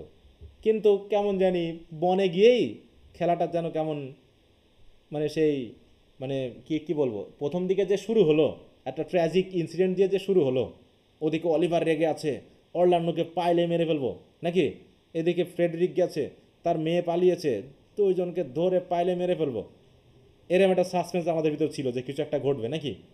পরে গিয়ে কি ঘটনা ঘটলো? ওই ট্র্যাজিকের সাথে বনের ভিতরে যে ঘটনাটা ঘটলো তার কোনো মিল আছে বলো তো? কোনো লিঙ্ক আছে? না স্যার। ভালো লাগার জায়গাটা কেমন জানি শেষ হয়ে গেল ওই জায়গাটা গিয়ে, সব ভাড়ামি শুরু হয়ে গেল। টাস্টনের কথা, জ্যাক্সের কথা, রোজালিন্ডের কথা, অরল্যান্ডোর ওই ভাড়ামির মধ্যেই নাটক শেষ। এবং ওখানে যে লাভের ব্যাপারটাও দেখানো হয়েছে ওটাকে একদম মানে কোয়ার্স একটা অবস্থানে তুলে ধরা হয়েছে। তাই বলছে যে তিনি যেটা করতে পারতেন, এক্সিলেন্স পর্যায়ে যেতে পারতেন, সেটা তিনি হঠাৎ করেই কেমন জানি ফল করেছে। তা বলছে what he does best he soon দেখো সিজেস টু ডু, অতএব যেটা তিনি ভালো মতো করতে পারেন বেস্ট, সেটা যেন তিনি বেস্টের কাছে পৌঁছাতে পারেননি, তিনি ওখানে গিয়ে থামায় ফেলছেন। He is not long soft and pathetic without some ideal conceit or contemptible equivocation. He is no sooner begins to move than he counteract himself, মানে তিনি হয়তো মুভ করা শুরু করেই আবার থেমে যাচ্ছেন। Terror and pity as they are rising in the mind are check, দেখো টেরর অ্যান্ড পিটি আমাদের মনে হয়তো জাগতেছে, হ্যাঁ এই তো ঘটনা ঘটবে এরকম কিছু, হঠাৎ করে হলো কি, are checked and blasted by sudden frigidity, হঠাৎ করে ড্রামা যেন শেষ হয়ে গেল, কোনো টেররও নাই, কোনো পিটিও নাই, শেষ। তো এই যে জায়গাগুলো, এগুলো হচ্ছে কি তার এক একটা ফল্ট নাকি? তাহলে কি করে সে সেরা নাট্যকার হলো বলো তো? এটা হইলো তাহলে? এখন বলো দেখি কি বলবো এখন? তাকে তো মনে হচ্ছে না সে ভালো একজন নাট্যকার নাকি। ক্রিটিকদের কাছেই তো শুধু ক্রিটিসিজম করে, আমরা তো করবেই। হ্যাঁ করবে না, সেরাটা সেরাই আছে কি, কয়জন মানুষ উইলিয়াম শেক্সপিয়ারকে চেনে আর কয়জন স্যামুয়েল জনসনকে চেনে? হ্যাঁ ওইটাই।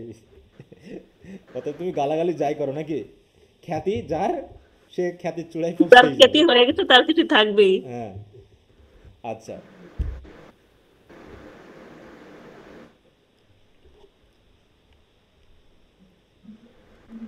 আচ্ছা এখানে কিছু এক্সাম্পল সহ এসেছে, আমরা যদি একটু দেখি।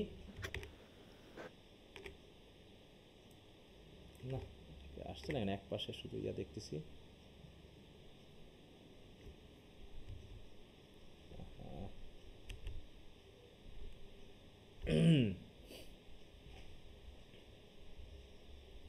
যেমন বলছে a quibble is to Shakespeare what luminous vapour are to the traveller.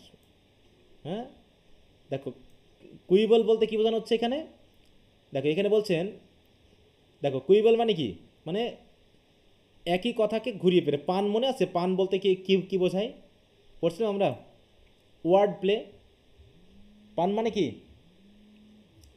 Word play, তাই না? মানে হচ্ছে কোনো একটা বিষয় নিয়ে এমন এমন কিছু ওয়ার্ড ইউজ করা, বিশেষ করে একটা ওয়ার্ড দিয়েই কি করা, অনেক কিছু বলা। এটাই তো পান মনে আছে, ফার্স্ট ইয়ারে পড়েছিলাম আমরা। মনে আছে? আর উচ্চারণ এখন বলো, মিনিং আলাদা। হ্যাঁ মানে উচ্চারণ একই, মানে একই সাথে একটা ওয়ার্ড দিয়ে আমি একের অধিক মিনিং বোঝাতে পারি, ঠিক আছে তো?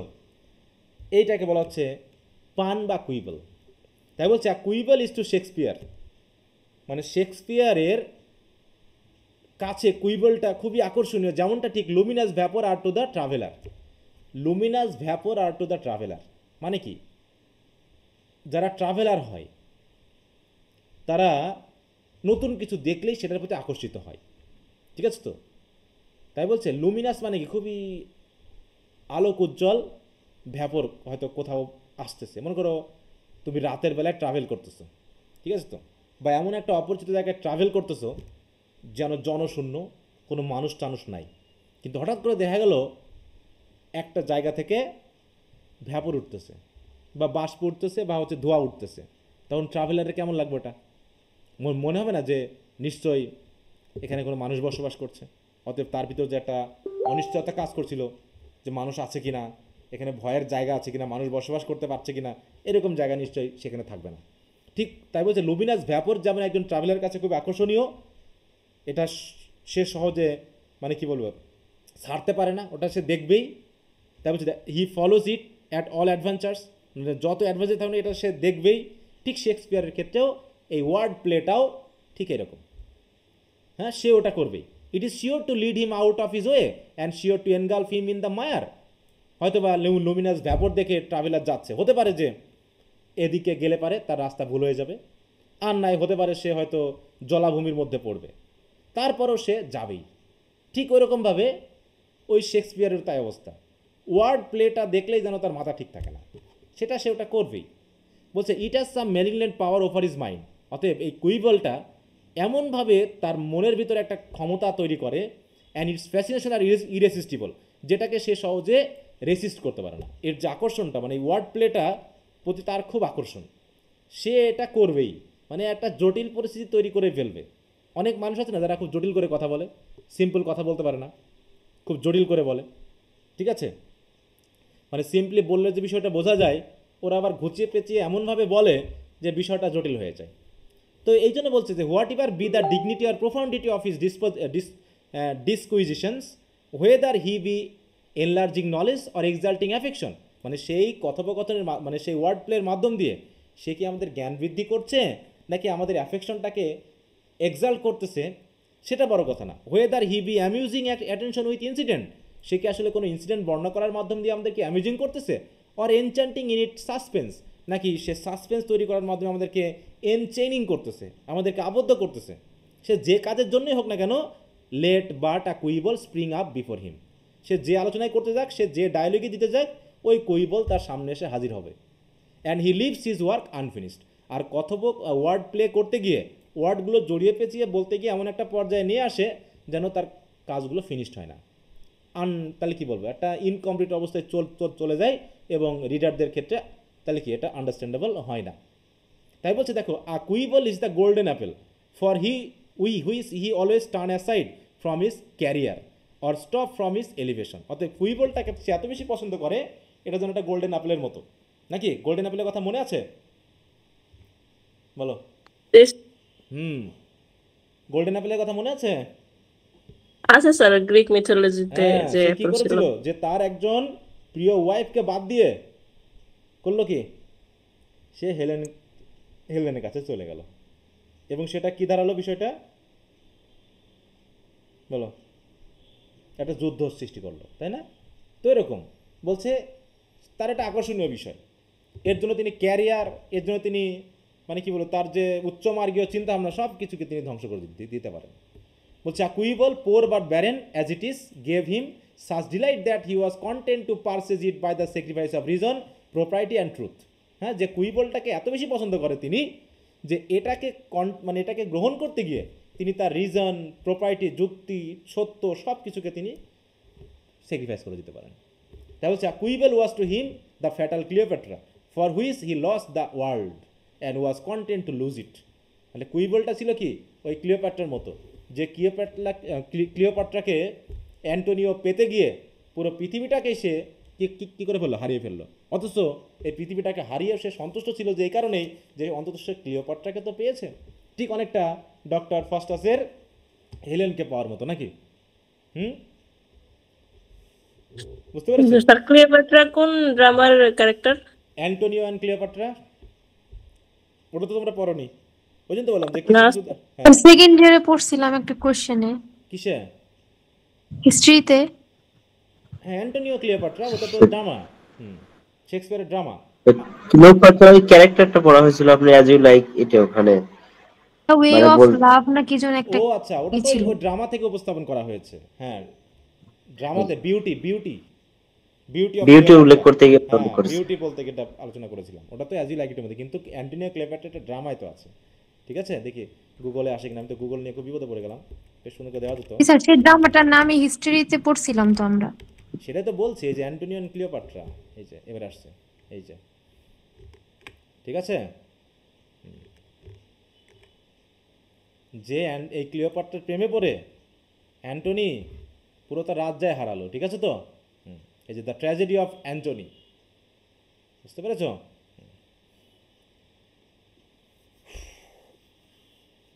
দেখো সে ছিল কি রোমান একজন এম্পায়ার।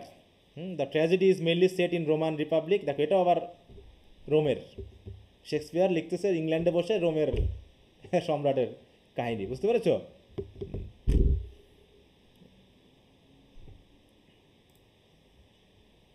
আচ্ছা, তাই বলতেছে যে কুইবল নামক যে জিনিসটা, পান মানে ঘুরিয়ে পেঁচিয়ে কথা বলা, ঠিক আছে তো, এই জিনিসটা শেক্সপিয়ারকে খুব নষ্ট করেছে আর কি, এই কথাটা বলতে চেয়েছে। হ্যাঁ,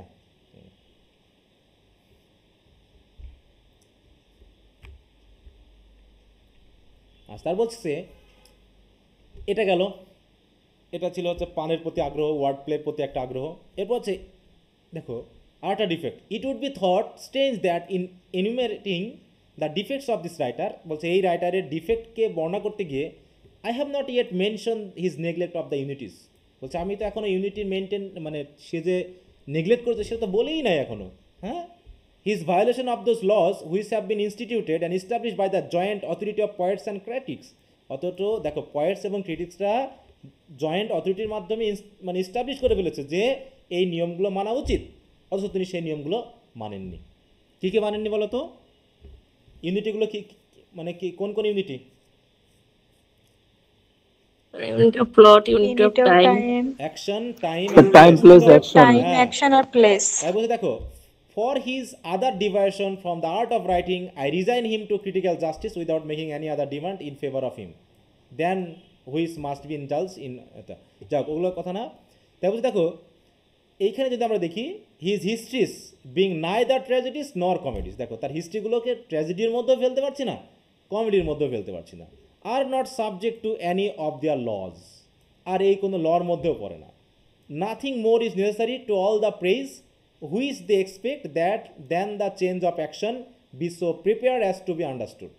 এই যে action, unity of action, change of অ্যাকশনগুলো যেভাবে তিনি দিয়েছেন, হ্যাঁ, যে অনেক সময় বলছে কি the change of actions be so prepared as to be understood, বলছে নাথিং ইজ মোর নেসেসারি, মানে কি কোনো একটা ড্রামাকে প্রেইজফুল হতে হলে, প্রেইজওয়ার্দি হতে হলে অবশ্যই তার চেঞ্জেস অফ অ্যাকশনগুলো এত প্রিপেয়ার্ড হতে হতে একজন রিডার বা একজন অডিয়েন্স যেন বুঝতে পারে।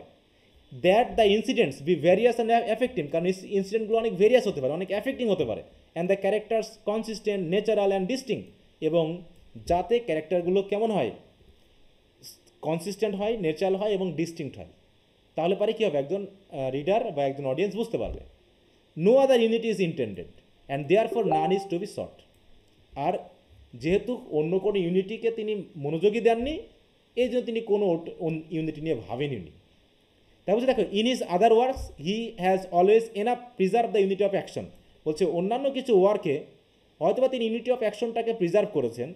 হি has not indeed an intrigue regularly perplexed and regularly unravelled, তবে তিনি ইউনিটি অফ অ্যাকশন কিছুটা মেনটেন করলেও দেখে বলা হচ্ছে কি যে he has not an intrigue regularly perplexed and regularly unravelled, মানে কি তিনি হয়তো ইন্ট্রিগ মানে কি একটা চেষ্টা আনা, যে এমনভাবে তিনি ইউনিটি অফ অ্যাকশনগুলোকে আনেননি যেগুলো আমাদেরকে পারপ্লেক্স করে দিবে বা আনরেভেল করে দিবে। আনরেভেল করা মানে কি মোটামুটি যে আমরা ঘটনাগুলোকে সহজে বুঝতে পারবো। মানে এই যে দেখো he does not endeavour to hide his design only to discover it, দেখো কথা খেয়াল করো, he does not endeavour to hide his design only to discover it, মানে তিনি যে অনেক সময় আছে না যে আমরা কিছু কিছু গোপন রাখি, যেমন হচ্ছে তোমরা অনেক সময় যে আমরা সিনেমা নাটকগুলো দেখি, বিশেষ করে দেখবা যে আমি একটু ক্রাইম পেট্রোল পছন্দ করি, তো ক্রাইম পেট্রোল দেখো তোমরা কেউ কেউ বা দেখো এগুলো, তা ওখানে দেখো তো এরকম আছে না যে ক্রাইম পেট্রোলে যে হচ্ছে খুনটা করলো প্রথমে কি তাকে দেখানো হয় বলো? অনেক পরে দেখানো হয়, মানে খুন করলো একজন, তার পা দেখা গেল, হাত দেখা গেল, তার পিছন দেখা গেল, কিন্তু তাকে মানে কি হাইড করে রাখা হলো, কিসের জন্য? আমাদের ভিতরে একটা সাসপেন্স তৈরি করার জন্য, যাতে আমরা ওটাকে পরে ডিসকভার করার জন্য আকর্ষণে থাকি। কিন্তু এরকম তিনি কিছু করেননি। তাই বলছে দেখো, he does not endeavour to hide his design only to discover it, for this is seldom the order of real events, and Shakespeare is the poet of nature, but his plan, দেখো his plan has commonly what Aristotle requires, a beginning, middle and an end. One event is দেখো catenated with another, মানে যুক্ত থাকতে হবে, একটার সাথে একটা যুক্ত থাকতে হবে। তাহলে শেক্সপিয়ার পোয়েট অফ নেচার, কিন্তু but his plan has commonly what Aristotle requires, যেগুলো অ্যারিস্টটল বলেছে কি থাকতে হবে, বিগিনিং থাকতে হবে, মিডল থাকতে হবে, এন্ড থাকতে হবে, এবং একটা ইনসিডেন্ট আর একটা ইনসিডেন্টের সাথে কানেক্টেড থাকতে হবে।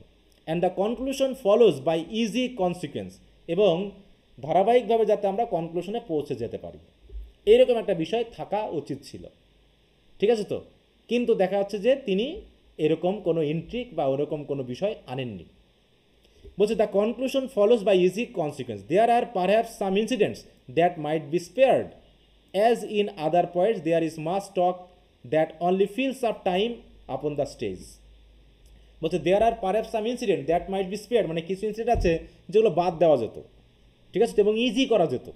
অ্যান্ড ইন আদার পয়েন্টস, বলছে অন্যান্য হয়তো কবিরা আছে বা অন্যান্য ড্রামাটিস্টরা আছে, বলছে there is mass talk that only fills up upon the stage, মানে অনেক ড্রামাটিস্ট আছে যারা কিছু কিছু ক্ষেত্রে এমন কিছু কথা নিয়ে এসেছে যারা শুধুমাত্র ওই স্টেজের উপরে সময় কাটানোর জন্য, যে একটু বড় করার জন্য, ঠিক আছে তো। But the general system makes gradual advances, কিন্তু দেখাচ্ছে যে এই হয়তো কথোপকথনগুলো যেগুলো হয়তো শুধু স্টেজে সময় কাটানোর জন্য ইউজ করা হয়েছে, হয়তোবা সেই কথাগুলো একটা গ্র্যাজুয়াল অ্যাডভান্সমেন্ট আনার জন্য হয়তোবা করা হয়েছে, কিন্তু the end of the play is the end of expectation, এবং এন্ড মানে একটা প্লের এন্ড হবে কি, ওই যে বললাম যে একটা জিনিসকে হাইড করে রাখা হয়েছে, তুমি এখন ক্রাইম পেট্রোলটা দেখবা মনে করো, তো দেখায় তোমার এক্সপেকটেশন কী থাকবে বলো তো? এক্সপেকটেশনটা কি? শুরুতে একজনকে খুন করা হলো বা একটা অপরাধ সংগঠন করা হলো, তোমার এখন এক্সপেকটেশনটা কি হবে বলো? কোনটা আসলে কে করলো? হ্যাঁ, কে করলো এবং তাকে শাস্তি দেওয়া হবে। কিন্তু যদি মনে করো তুমি জানলাই না যে কে খুন করলো, দিয়ে নাটকটা শেষ, তাহলে হবে? তাহলে তো হবে না। তাই বলছি the end of the play is the end of expectation, অথবা একটা প্লে তখনই শেষ হবে যখন অডিয়েন্স তার এক্সপেক্টেড বিষয়গুলো পেয়ে গেল। কিন্তু এই অ্যাডভান্সমেন্টের মধ্যে যদি আমরা ইজি কোনো ফ্লো না নিয়ে আসি, কনক্লুশনটাকে যদি আমরা ইজিলি একটা এক্সপেকটেশন লেভেলে না নিয়ে যাই, তাহলে তো সেটা আসলে আমাদের কাছে যে ইউনিটি অফ অ্যাকশন সেটাকে ওয়েল প্রিজার্ভ হচ্ছে না। তাই বলছে যে আমাদের ইউনিটি অফ অ্যাকশনটাকে মেনটেন করতে হলে কি করতে হবে? ইনসিডেন্টগুলোর মধ্যে একটা এই যে কনক্যাটেনেটেড, তাই তো, কনক্যাটেনেটেড মানে একটা ধারাবাহিক লিঙ্ক থাকতে হবে, যেটা শুরু থাকবে, মিডিল থাকবে এবং এন্ড থাকবে, তাই না? এবং একটা জিনিসকে কি করা হবে, একটা জিনিসের সাসপেন্সের জন্য একটা কাহিনী শুরু করা হবে, এটা মিউট রাখো, কারণ আনমিউট করা আছে, এবং সেটাকে আমরা একটা অ্যাডভান্সের মাধ্যমে ধারাবাহিকভাবে একটা কনক্লুশনে পৌঁছে যাব, এই ব্যাপারটা থাকতে হবে। কিন্তু তিনি এটা করেননি, হি হ্যাজ নট, ঠিক আছে তো, এইটা তিনি করেননি, যে ওরকম কোনো ইচ্ছা বা তিনি করেননি। তা বলছে to the unities of time and place he has shown no regard, unity of time প্লেসের জন্য তিনি কোনো রিগার্ডই দেখাননি, কারণ তার ড্রামাগুলো তো অনেক বড় বড় নাকি, এবং একটা নির্দিষ্ট স্থানে হয়নি। আজ পর্যন্ত যে 3টা ড্রামা পড়েছি, এই 3টা ড্রামাই কি একটা প্লেসে হয়েছে বলো তো? না, প্লেস বারবার এক একটা সিনে প্লেস চেঞ্জ হচ্ছে, আর টাইম ও তো অনেকদিন পারও হয়ে গেছে অনেক ক্ষেত্রে। তাই বলছে perhaps a nearer view of the principles on which they stand will diminish their value and withdraw from them the veneration which from the time of Cornelia they have very generally. ওই যে বলা হচ্ছে যে মনে করো এখানে উদাহরণ নিয়ে আসা হলো যে হঠাৎ করে আমরা দেখাচ্ছি ঢাকার ঘটনা হতে হতে হঠাৎ করে পরের সিনে দেখাচ্ছি আমরা কোথায়, আমেরিকাতে, আমরা এরকম, অথবা দেখাচ্ছি কখনো কখনো ঘটনা ঘটতে ঘটতে দেখালাম আগের সিনে দেখলাম সকাল, পরের সিনে আমরা দেখাচ্ছি রাত হয়ে গেছে, ঠিক আছে, এরকম আর কি, যে আমরা সেই টাইম এবং টাইমের ব্যাপারের সাথে রিলেটেড যে সেন্সগুলো, এইগুলো যে আমাদের দেখো এখানে বলছে যে they have generally received by discovering that they have given more trouble to the poet than pleasure to the auditor. তার মানে কি, যে মানে অডিয়েন্স, হ্যাঁ, যে এই কাহিনীগুলোকে ঠিক করতে গিয়ে পয়েট বা ড্রামাটিস্টদের তো অনেক ট্রাবল সহ্য করতে হয়েছে। যে টাইম এবং প্লেসগুলোকে কীভাবে মেনটেন করতে হবে, হ্যাঁ, টাইম এবং প্লেস মেনটেন না করলে আমার ড্রামাটা বা আমাদের কাহিনীটা অডিয়েন্সের কাছে ডিসসার্নিবল হবে কিনা, মানে বোধগম্য হবে কিনা, সেগুলো বুঝতে গিয়ে তো আমাদের পয়েটদেরকেও তো কম ট্রাবল পোহাতে হয় না। অতএব এক্ষেত্রে একটু টাইম এবং প্লেস দেখাচ্ছে যদি আমরা একটু মেনটেন করতাম তাহলে হয়তো বা কিছুটা ভালো হতো। তিনি কিন্তু সেগুলোর প্রতি কোনো রিগার্ড দেখাননি। তাহলে তিনি unity of time, unity of place অতটা মেনটেন করেননি, যদিও ইউনিটি অফ অ্যাকশন কিছুটা মেনটেন করেছেন বলে মনে করা হচ্ছে। ঠিক আছে, দেখ এখানে বলছে the necessity of observing the unities of time and place arises from the suppose necessity of making the drama is a credible. মানে ইউনিটি অফ টাইম বা প্লেস কেন দরকার? কারণ এগুলো দরকার হচ্ছে একটা ড্রামাকে রিডারদের কাছে বা অডিয়েন্সদের কাছে ক্রেডিবল করার জন্য, বোধগম্য এবং বিশ্বাসযোগ্য করার জন্য। The critics hold it impossible that an action of months or year can possibly believe two pass in 3 hours। যে 3 ঘন্টার একটা ড্রামাতে কিভাবে বছর চেঞ্জ হয়ে যেতে পারে, হয় না এরকম? আমরা যখন সিনেমা নাটক দেখি 3 ঘন্টা সিনেমাতে এক গানেই দেখা যাচ্ছে নায়ক নায়িকা মা বাবার সাথে গান করতে করতে কি হয়ে গেল, দৌড়াতে দৌড়াতে বড় হয়ে গেছে, দৌড়াতে দৌড়াতে নায়ক বড় হয়ে গেছে, দৌড়াচ্ছে। অথবা দেখা যাচ্ছে বাবাকে খুন করেছে, মাকে খুন করেছে, নায়ক বাড়ির থেকে পালাচ্ছে, পালাতে পালাতেই নায়ক বড় হয়ে গেছে, দেখছি ভিলেনরা তাড়তেছে নায়ককে। তো এরকম আমাদেরকে বিশ্বাস করে নিতে হচ্ছে যে the critics hold it impossible, কিন্তু ক্রিটিকটা বলছে এটা তো ইম্পসিবল এটাকে বিশ্বাস করা, যে কীভাবে 3 ঘন্টার ভিতরে আমরা মান্থ ইয়ার পার করে ফেলতে পারি। or that the spectator can suppose himself to sit in the theater while ambassador go and return between the distant kings। অথচ আমরা দেখতেছি কি যে থিয়েটারে একটা মানে অডিয়েন্সটা থিয়েটারে বসে আছে আর আমাদের অ্যাম্বাসাডাররা কিংয়েরা কখনো ইংল্যান্ড কখনো আমেরিকা করে দৌড়ে বেড়াচ্ছে। বিশেষ করে দ্য মার্চেন্ট অফ ভেনিস ভাবো, মার্চেন্ট অফ ভেনিস ভাবো, ম্যাকবেথে যদি আমরা ভাবি যে ম্যাকবেথে একবার দেখছি ডানকানের ইয়াতে প্যালেসে, আর একবার দেখতেছি ম্যাকবেথের প্যালেসে, আর একবার দেখছি যুদ্ধক্ষেত্রে দূরে। এগুলো আমাকে কি অডিয়েন্সদের এই থিয়েটারে বসেই আমাকে বারবার চেঞ্জ করতে হচ্ছে। তারপরে দেখ while armies are levied and towns besieged while an exile wanderers and returns and till he whom he saw courting his mistress shall lament the untimely fall of his son. মানে দেখাচ্ছে যে অনেক কিছু পরিবর্তন হয়ে যেতে পারে। একবার দেখাচ্ছে আর্মিদেরকে লেভিট করা হচ্ছে যে তোমাদের এখন আশ্রয় নাও ভালো, আর একবার দেখাচ্ছে তারা টাউনকে বিসিস করে ফেলছে, আক্রমণ করে ফেলেছে। কখনো বলছে an exile wonders and return, কখনো দেখাচ্ছে এক্সাইল করা হয়েছে একজনকে, সে আবার দেখাচ্ছে কখনো ফিরে আসতেছে। তাহলে এই যে জায়গাগুলোকে যে বারবার চেঞ্জ হচ্ছে, এই চেঞ্জের কারণে কী হচ্ছে আমাদের অডিয়েন্সদের মধ্যে, ঠিক আছে তো, আমাদের মধ্যে একটা ঘোরপ্যাচ লেগেই যেতে পারে যে এখন যেন কোথায় ছিল, হ্যাঁ কোথায় যেন আমরা ছিলাম, এরকম একটা। তারপর the mind revolts from evident falsehood and fiction loses it force when it differs from the resembles of reality. তারপরে বারবার যদি এরকম জায়গা চেঞ্জ হয়, টাইম চেঞ্জ হয়, তাহলে এর ভিতরে রিয়েলিটিটা থাকে না। আর যখন না থাকে তখন আমাদের মাইন্ড অটোমেটিক রিভল্ট করে যে আমরা আসলে একটা ফলস কোনো কিছু দেখছি, আমরা যেন রিয়েলিটির মধ্যে নেই। তাহলে রিয়েলিটি করতে হলে আমাকে টাইম এবং প্লেসটাকে কী করতে হবে, মেনটেন করতে হবে বলে স্যামুয়েল জনসন মনে করছেন। ঠিক আছে, তো এই হচ্ছে ব্যাপার। বলছে from the narrow limitation of time necessarily arises the contraction of place. হ্যাঁ, অতএব যখন আমরা টাইমের লিমিটেশনটাকে ন্যারো করব তখন অটোমেটিক আমাকে কী করতে হবে, দেখো from the narrow limitation of time necessarily arises the concentration of place. তাহলে আমরা যদি টাইমটাকে লিমিট করি আমাদের প্লেসটাকেও তেমনি লিমিট করতে হবে।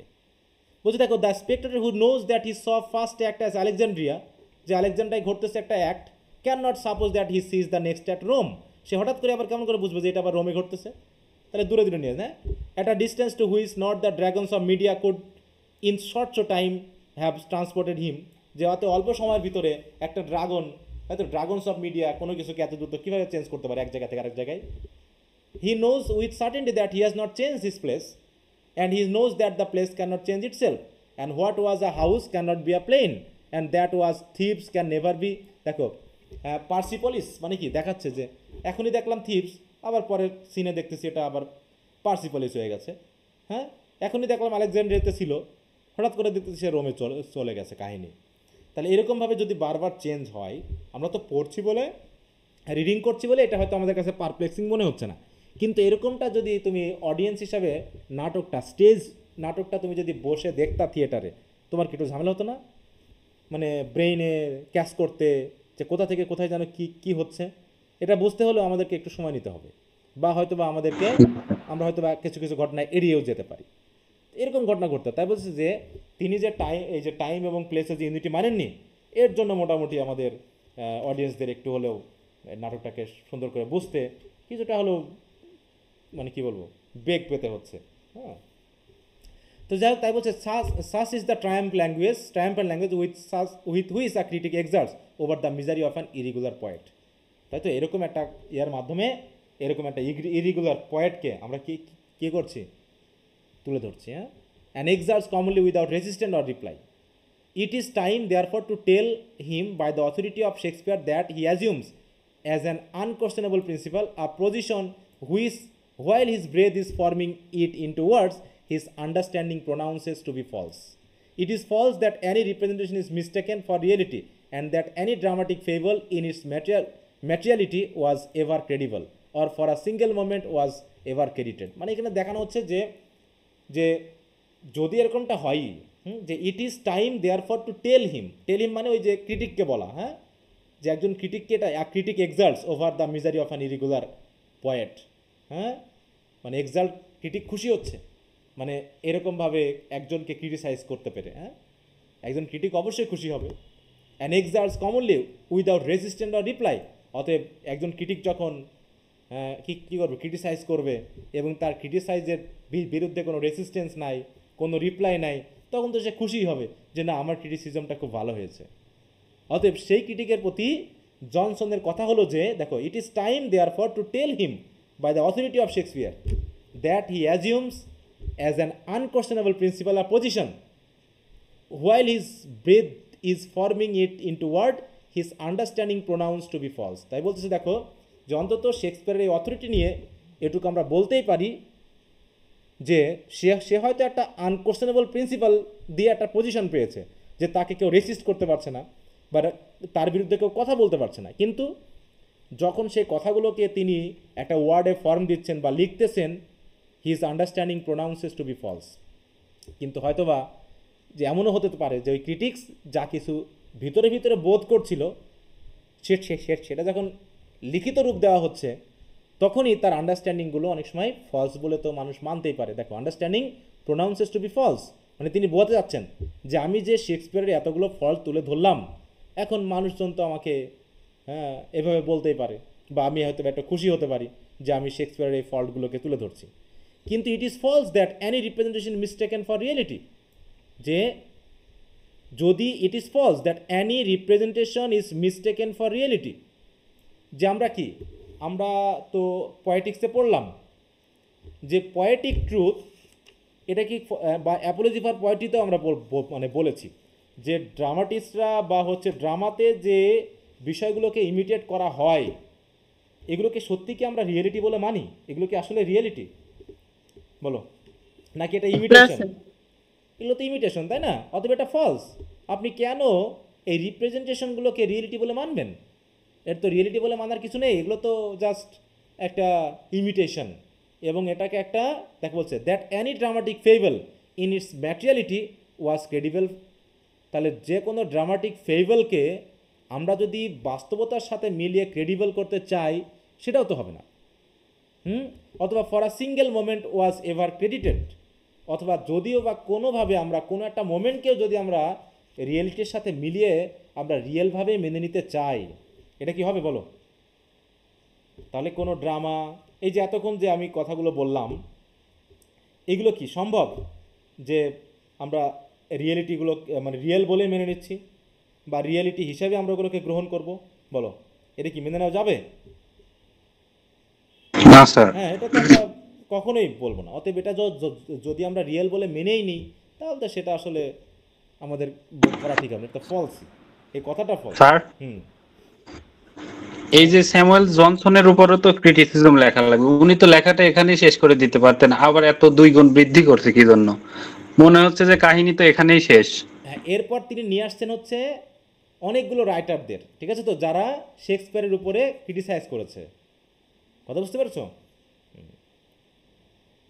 জি স্যার, এমনি স্বাভাবিকভাবে মনে হচ্ছে যে এখানেই তো শেষ করে দিতে পারতেন। কিন্তু এই ফল্টগুলো দেখানোর পর, ঠিক আছে তো, ফল্টগুলো দেখানোর পর এখন এই যে ফল্টগুলো আমরা শেক্সপিয়ারের মধ্যে পেলাম, এই ফল্ট কি আসলেই শেক্সপিয়ারের নাকি তার তার সময়কার ফল্ট? এটা এখন বলতে হবে না, তার জন্য তিনি আরও বাড়িয়েছেন যে এই যে ফল্টগুলো তিনি পেয়েছেন এগুলো তো বাস্তব হতেই পারে যা এগুলো ফল্ট, কিন্তু আসলে এটা কি শেক্সপিয়ারেরই ফল্ট নাকি ওই সময়ে এভাবেই নাটক লেখা হতো, এভাবেই স্টেজে উপস্থাপন করা হতো, এটা দেখানো আর উনি হবে তো। শেক্সপিয়ারের ড্রামাকে নিয়ে একটু ক্রিটিসাইজ করছে, আর ওনার এটা তো একটা এসে টাইপের একটা ক্রিটিক, হ্যাঁ ওই হ্যাঁ জন্য এটা একটু লেন্থে বড়। কিন্তু শেক্সপিয়ার করছে কি তার ড্রামাকেই সে লেন্থে বড় করে ফেলছে। হ্যাঁ, দেখো এখানে তো আমরা উইকনেস পেলাম, উইকনেসের পর তোমাদের সামারিটা যদি একটু দেখো, দেখো এই যে ভার্বাস বা অনেক কিছু করেছে না, মানে ভোকাবুলারিগুলো ইনফ্লেটেড, মানে কি হাই ল্যাঙ্গুয়েজ, ক্রেজ ফর পান অ্যান্ড ওয়ার্ড প্লে, হ্যাঁ, তারপর 3 ইউনিটিস কীভাবে তিনি দেখো, disregard for 3 unities, unity of time and place, pros and cons, এগুলো দেখানো হয়েছে। তারপরে এখানে যেটা দেখানো হবে, দেখো এটা তো আমরা পড়ে ফেললাম যে দেখো the stage brings life to reality to mind, এটা যেটা আমরা পড়লাম এইখানে। কোথায় গেল? এই জায়গায় দেখো, Shakespeare and his age, historical perspective and native genius. তাহলে দেখানো হবে যে শেক্সপিয়ারের যে টাইম অ্যান্ড এজ, সেই সময়ের সাথে মিল রেখে তাকে বিবেচনা করতে হবে এখন, ঠিক আছে তো। দেখো এই থেকে যেটা বলবে, দেখো যে Shakespeare ignorance of rules and if it was ignorance at all would require to be excuse in view of circumstance of the dramatic life. দেখো তাহলে এগুলো যদি তাকে আমরা ফল্ট হিসাবে ধরি, তাহলে এইগুলো কি আসলে শেক্সপিয়ারের ইগনোরেন্স নাকি এটা আসলে তার সময়ের পরিস্থিতি? বলো। তাই সেই বলছে তার ড্রামাটিস লাইফের যে সার্কামস্টেন্সেস, সেটার ভিউয়ে এটাকে তো আমরা এক্সকিউজও করে দিতে পারি নাকি? সুতরাং এক্সকিউজ করতে হলে আমাদের কী করতে হবে এখন? It is necessary to keep in mind the age in which Shakespeare live. অতএব শেক্সপিয়ার কোন সময়ে বসবাস করতো সেটা তো আমাদের জানতে হবে। And before we evaluate his achievement as a dramatist, অতএব ড্রামাটিস্ট হিসাবে তাকে অ্যাচিভমেন্টটা দেখার আগে, তার কি ফল্ট আছে, তার কি আছে, এগুলো পুরোপুরি একদম কনক্রিট করার আগে আমাকে ভাবতে হবে সে যে সময়ে বসবাস করতো সেই সময়টার কথা, ঠিক আছে তো। সেই সময়ের ড্রামাটিস্টটা কীভাবে লিখেছে, সেই সময়ের নিয়মটা আসলে কী ছিল, কাস্টম কী ছিল, হ্যাঁ, তাদের অডিয়েন্সরা কী কী পছন্দ করতো, এইগুলো আমাদেরকে বুঝতে হবে। না বুঝে তো তাকে আমরা সরাসরি কী করতে পারি না, বলো, যে তার দোষ বলে আমরা পুরোপুরি চালিয়ে নিতে পারি না, ঠিক আছে। কারণ দেখো এখানে বলছে কি Shakespeare aim to please his audience, তিনি মেনলি অডিয়েন্সদেরকেই প্লিজ করতে চেয়েছিলেন। এইভাবে মোটামুটি একটু বড় করে উপস্থাপন করা হবে এই জায়গায়, ঠিক আছে। স্যার উনি তো আগে ক্রিটিক মানে ওনার সমালোচনা কইরা ফেলছে, এখন এগুলা কেন বলতেছে? আগে তো ওনার সময়টা দেখবে, দেখে সেটা পরে তো ওর সমালোচনা করবে, উল্টাপাল্টা করছে না। এই ভুলগুলো অন্যের মতো হতে পারে, যেগুলো তার, তিনি সেটাই বলতে যাচ্ছেন যে ওই ভুলগুলো যে উনি যেটা তুলে ধরতে যাচ্ছেন, এটা হয়তো অনেকে হয়তো এই ভুলগুলো ভুল বলে মনে করেছে, তাই না? এখন ওইটাই তিনি আবার বলবেন। দেখো এরপরে আমরা যদি দেখি যে earlier editions and Johnson acknowledgement to them, মানে শেক্সপিয়ারের ড্রামা তো আর হঠাৎ করে আমাদের হাতে এসে পৌঁছায়নি, যে শেক্সপিয়ার যেভাবে লিখতেছে সেইভাবে তার ড্রামাগুলো কিন্তু আমাদের কাছে পৌঁছায়নি। তিনি প্রধানত পড়ার জন্য তো ড্রামা উপস্থাপন করেননি, করেছেন বলো তো, বলো। শেক্সপিয়ার ড্রামা লিখছে আর স্টেজ করেছে। এখন এরা মনে করতেছে যে এই শেক্সপিয়ারের ড্রামার ভিতরে হয়তো বা অনেক কিছু বাইরের জিনিস ঢোকানো হয়েছে। পুরোটা পড়লে বুঝতে পারবা, আসলে পুরোটা না পড়ে তো আমরা বিষয়টা বলতে পারবো না যে কেন লিখেছে, ঠিক আছে তো। তো এই যে আর্লিয়ার এডিশনগুলো, যে এডিশন মানে কি, যে একজন লিখেছে সেই বইটাকে আবার পাবলিশ করার আগে এডিশনে পাঠানো হয়, তাই না? তারা হয়তো কোনো কিছু বাদ দেয়, কোনো কিছু অ্যাড করে, যেগুলো হয়তো বা ওই রাইটার এই বিষয়গুলো হয়তো জানেইনি, বা অনেক কিছু আছে যেগুলো রাইটারের মৃত্যুর পরে করা হয়েছে, পাবলিশ করা হয়েছে। তাহলে মৃত্যুর পরে যখন পাবলিশ করা হয়েছে, অনেক স্কলার হয়তো কিছু কিছু ক্যারেক্টার নতুন করে অ্যাডও করতে পারে। ওরকম কথা বলবে যে কিছু কিছু কাহিনী আছে যেগুলো মনে হবে এগুলো শেক্সপিয়ারের না, হয়তো অন্যেরা অ্যাড করেছে। আবার হয়তো বা কেউ কেউ আছে কি করেছে, কি বাদ দিয়েছে। দেখো এই জায়গায় সেটা বলা হবে। হ্যাঁ, দেখো এই যে some editors have been tempted by the ease of altering as compare to the effort of explanation.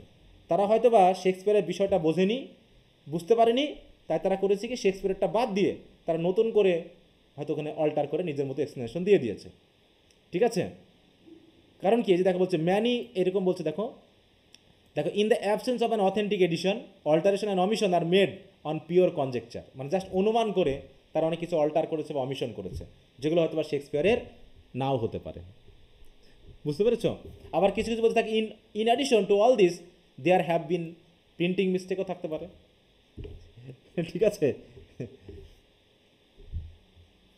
দেখো এখানে অনেক, মানে স্যার উনি এমন ক্রিটিসাইজ করছে যাতে ওনার কেউ দোষ না দিতে পারে হ্যাঁ বলছে দেখো নিজের গান রস এডিশন, এখানে স্যার অনেকের গোড়া edition থাকতে কেটে মাথায় পানি ঢালার মতো অবস্থা। হ্যাঁ, পোপস এডিশন, তারপর হচ্ছে দেখো থিওবাস এডিশন, এরকম অনেকের এডিশন দেখাবে, হ্যামার্স এডিশন, মানে একই ড্রামা হয়তো বিভিন্ন জন এডিট করেছেন। দেখো ওয়ারবার্টন এডিশন, হ্যাঁ ক্রিটিক্স এই পর্যন্ত। তারপরে critics prone to fault finding, আর ক্রিটিক্সরা যখন ক্রিটিসাইজ করে তখন তাদের উদ্দেশ্য কি, ভালো কিছু বেশি দেখানো না খারাপ কিছু বেশি দেখানো, বলো তো? স্যার খারাপটা বেশি হ্যাঁ, দেখানো। বলছে ক্রিটিক্সরা প্রধানত সবসময় ফল্ট ফাইন্ডিং করে। তো হয়তো বা এই জনসনের এই বইয়ের ভিতরে আমরা এরকম কিছু হয়তো পাবো। ঠিক আছে, তো যাই হোক, আরও দেখো জনসন ওন এডিশন, এখানে আবার তার নিজস্ব এডিশন আছে। হ্যাঁ, তো আমরা আগামী দিন আমাদের একটু আগে আগাতে হবে, কারণ আমি মূল দুইটা পড়ে ফেলেছি। যেহেতু প্রথমটা ছিল কি তার মেরিট, তারপর কি তার কি ছিল অবজেকশন, তারপর হলো ফল্ট, এইগুলো হলো মেইন কোশ্চেন আনসারের সাথে যাবে। তারপরে দেখো এখানে অনেকগুলো একসাথে সামারাইজ করা হয়েছে। আমরা আগামী দিন থেকে মোটামুটি একটু সামারি পরে একটু দ্রুত যাওয়ার চেষ্টা করবো। ঠিক আছে, কারণ টেক্সট পড়তে গেলে আরও সময় লাগবে, এত সময় আর দেওয়া যাবে না। কারণ কয়দিন হলো এটা পড়া আমাদের? 2 দিন না 3 দিন? 3 দিন হয়ে গেছে। স্যার 3 দিন। হ্যাঁ 3টা ক্লাস, আর মোটামুটি শেষ করতে হলে আমাকে সামারি পড়তে হবে। সামারিতে হয়তো 2টা লাগতে পারে, কারণ পুরোটা না পড়ে এই বিষয়টা ইয়া করা যাবে না। ঠিক আছে, আন্ডারস্ট্যান্ড করা যাবে না, কারণ কোশ্চেন আনসার করতে হলে এই কথাগুলো আবার অ্যাড হবে। হ্যাঁ, আচ্ছা, তো ঠিক আছে, আগামী দিন আমরা এখান থেকে শুরু করব। ও সরি, এটা তো নাকি না, এই যে হিস্ট্রিক্যাল, সরি এটা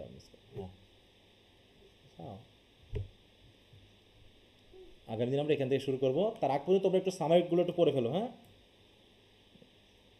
সামারিগুলো দেখো 22 থেকে 62 আজকে অনেকটা ইয়া করেছি আমরা। হ্যাঁ, ওকে, তো ঠিক আছে, তো আজকে এ পর্যন্তই। আর এমনিতে পড়া কী কী দেওয়া আছে তোমাদের? Gulliver's Travels, Rape of the Lock. Okay, তাহলে আজকে আমরা পড়লাম কত পর্যন্ত? 62 পর্যন্ত।